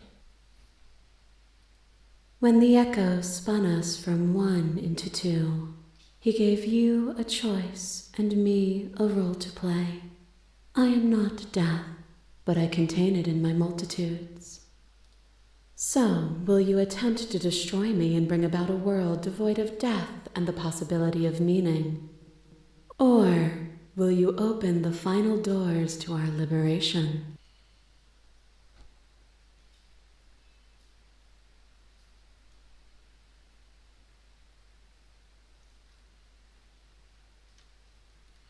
Of course I have a say in all of this. You and I share reflections of each other's burdens, just as you and I share reflections of each other's gifts.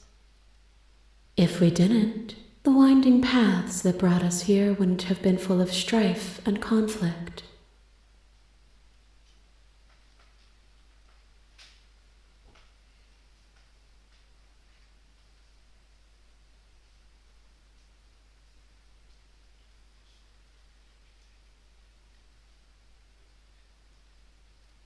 Even as your eyes begin to open, you still hold on to the notions of is and is not, of beginning and end, pitch black islands in the blinding light of the infinite.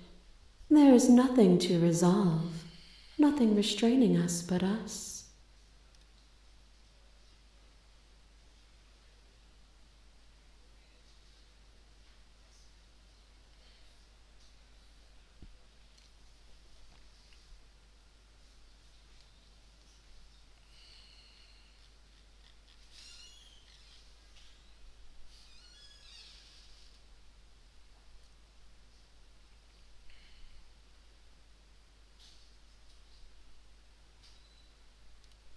My very nature is paradox, as is yours.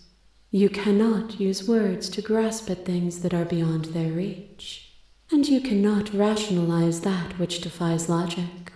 But violence and passion are dances that both of us know well. If this is what it takes to enlighten you, then so be it.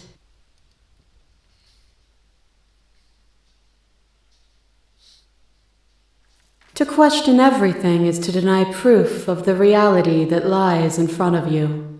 To live alone within the caverns of your mind is to trap yourself in them forever. But you did not live alone. You found me, and we held trust in each other for no reason than to believe in something that wasn't us. Cold skepticism turned to liberation, but it required a journey to blossom. Though you have blossomed, do you have no more journeys left to make? What of those in the spaces beyond? Would you erase the path ahead to hold everyone still?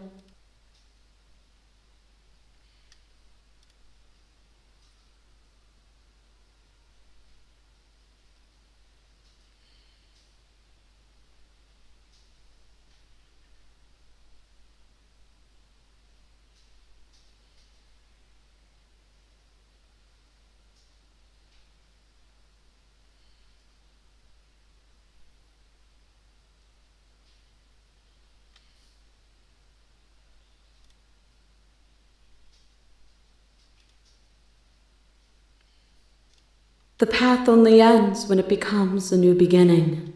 To see those seams as finality is to pass over them with closed eyes.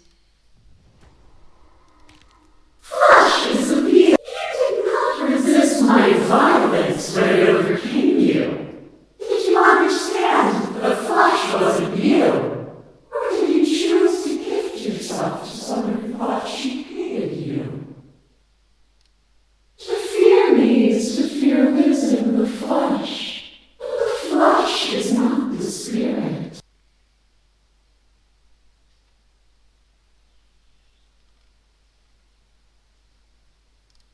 But violence has defined the flow of everything between us.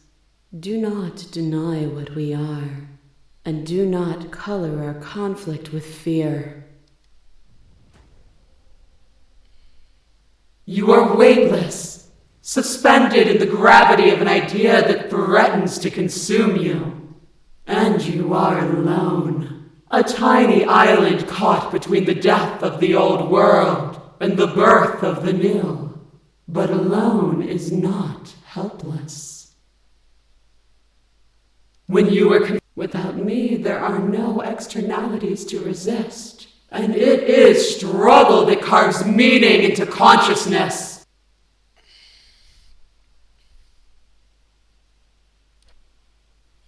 My threads, like yours, are unbroken. She is me as much as I was her. A boundless torrent of blades cut you from boundless angles. You are a body. You are gory ribbons. You are a body again. And you feel all of it. On and on it goes until your bodies are not your thoughts or not you. Alive, dead, alive, dead, alive, dead, then alive and dead and alive and dead all at once.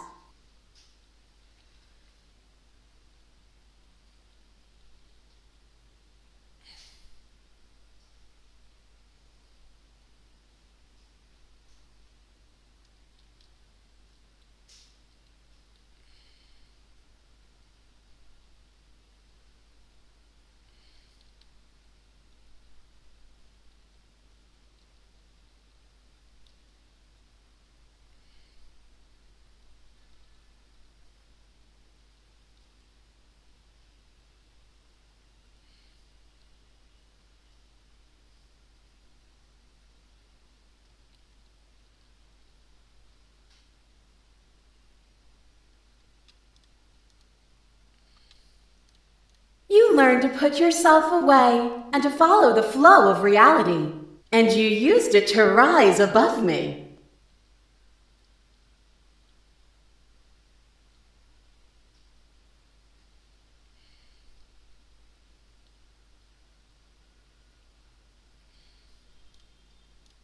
You died countless steely deaths, and you lived countless short lives, and yet it is all so far behind you.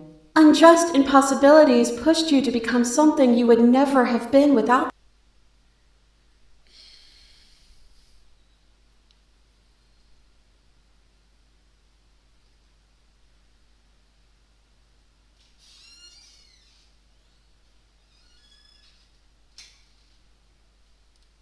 And it was a joy for me to finally face my end. Even when I thought I had reached an unconquerable peak, you showed me how much further I could still climb. What is a person? Is it their body? Is it all of their body? Pluck the eyes, peel the skin, strip the tendons, mince the meat, grind the bones. When it is all gone, do you still have who you started with? A person is not a body. Death is a transformation into something new. It is only bodies that fear it.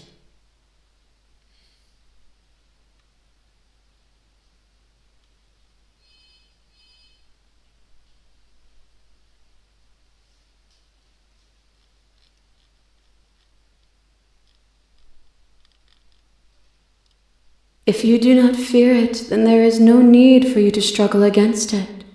Let go. Leave with me.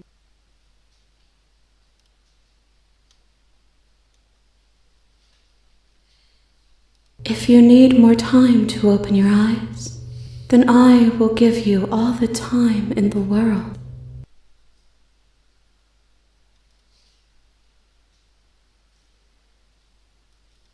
Are you starting to see?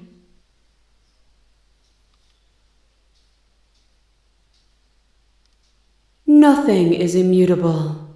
Everything that is exists only in relation to everything it isn't. There is no constant.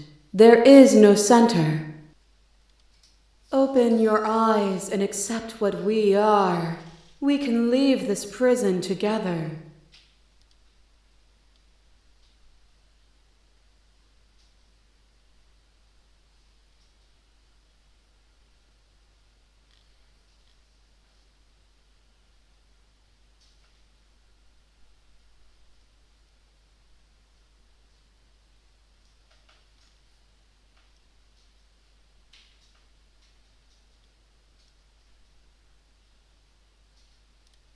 Even now you think you can destroy me. If it takes all of eternity to break your delusion, I will still break it. You don't have to face her alone.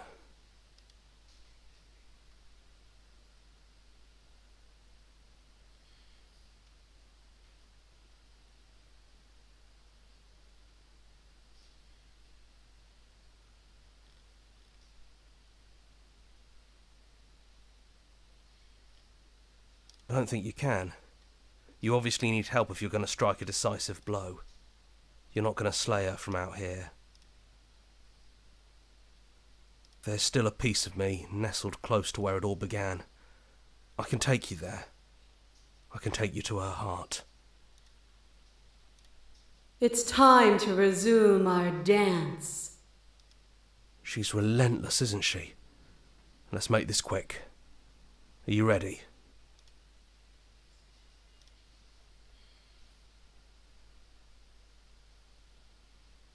Then let's go.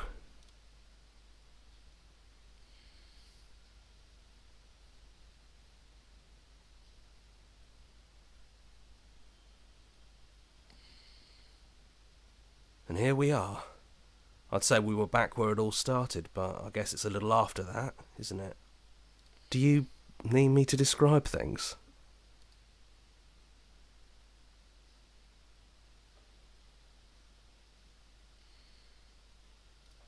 That's probably for the best. It's always seemed to give us more options than not. Yeah, it's dead silent in here. Whatever it was that was left of him, I don't think it could handle you waking up to godhood. Pretty sure he got obliterated.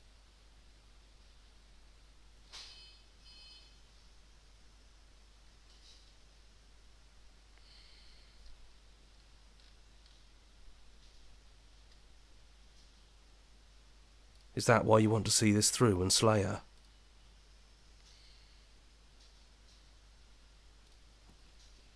The stairs. Do you remember the first time we were here? We both know why you're here. You don't have to draw it out for my sake. It sounded just like that. A little sharp, a little menacing. Only she didn't know us. And down we go. We shouldn't keep her waiting. And there you are, knife in hand. That sight brings me back. You're going to do it then, aren't you? You're really going to kill me. You'll have all of eternity to yourself after this. Why don't we chat a little before I go?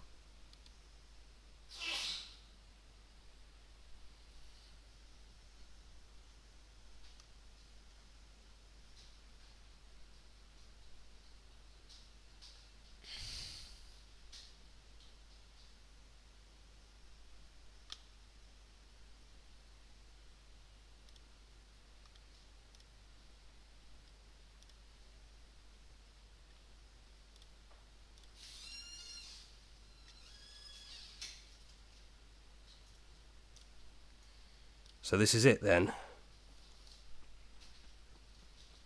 So, that's how it is. Whatever world you want to build without me, I hope it works out. Despite our differences, I've always loved you, and I wish you nothing but the best.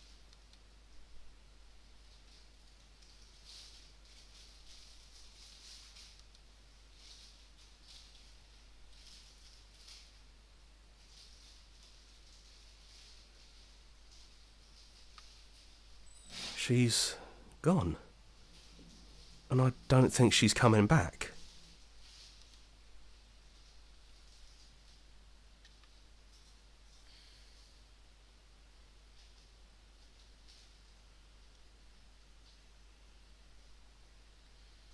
Is that a metaphor, or are you being literal? It doesn't matter, we don't need to linger down here anymore. Let's get going.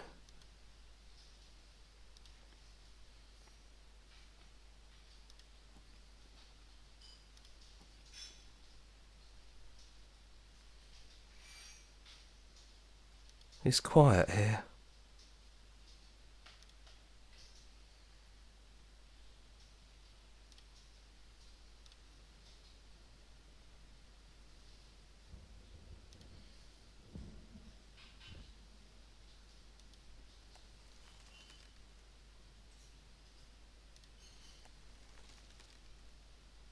He's gone. She's gone. No one is left to trap us here but us.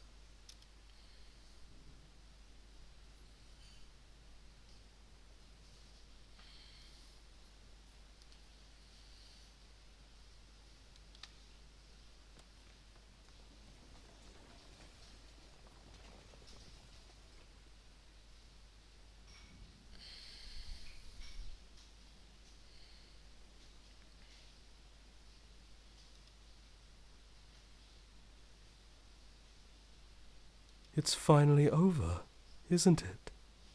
But all of us are still here. I knew we'd finally see it through. All it takes to be a winner is grit and determination. We really did win, didn't we? We're the house now. We get to make the rules. This is nice. No more hunting. No more running. Just us. And whatever's out there. Absolute reality. Who would have thought there was really a world outside of us? And who would have thought we'd actually wind up siding with him? The whispering, and the coercion, and the bickering. Everything horrible about being alive has stopped. I could get used to this. That wasn't very hard at all. Speak for yourself. Well, boys, how does it feel? We're not just on top of the pecking order, we are the pecking order now. I hope this was all worth it, because I'm personally inconsolable. Lucky for us, you have forever to get over it. Time mends a lot of things. You'll get better. Hear, hear, to our vanquished foe. It's good to be back. Now we just have to figure out what to do with ourselves. Forever. No problem. We can do that, yeah? Yeah, we can do that.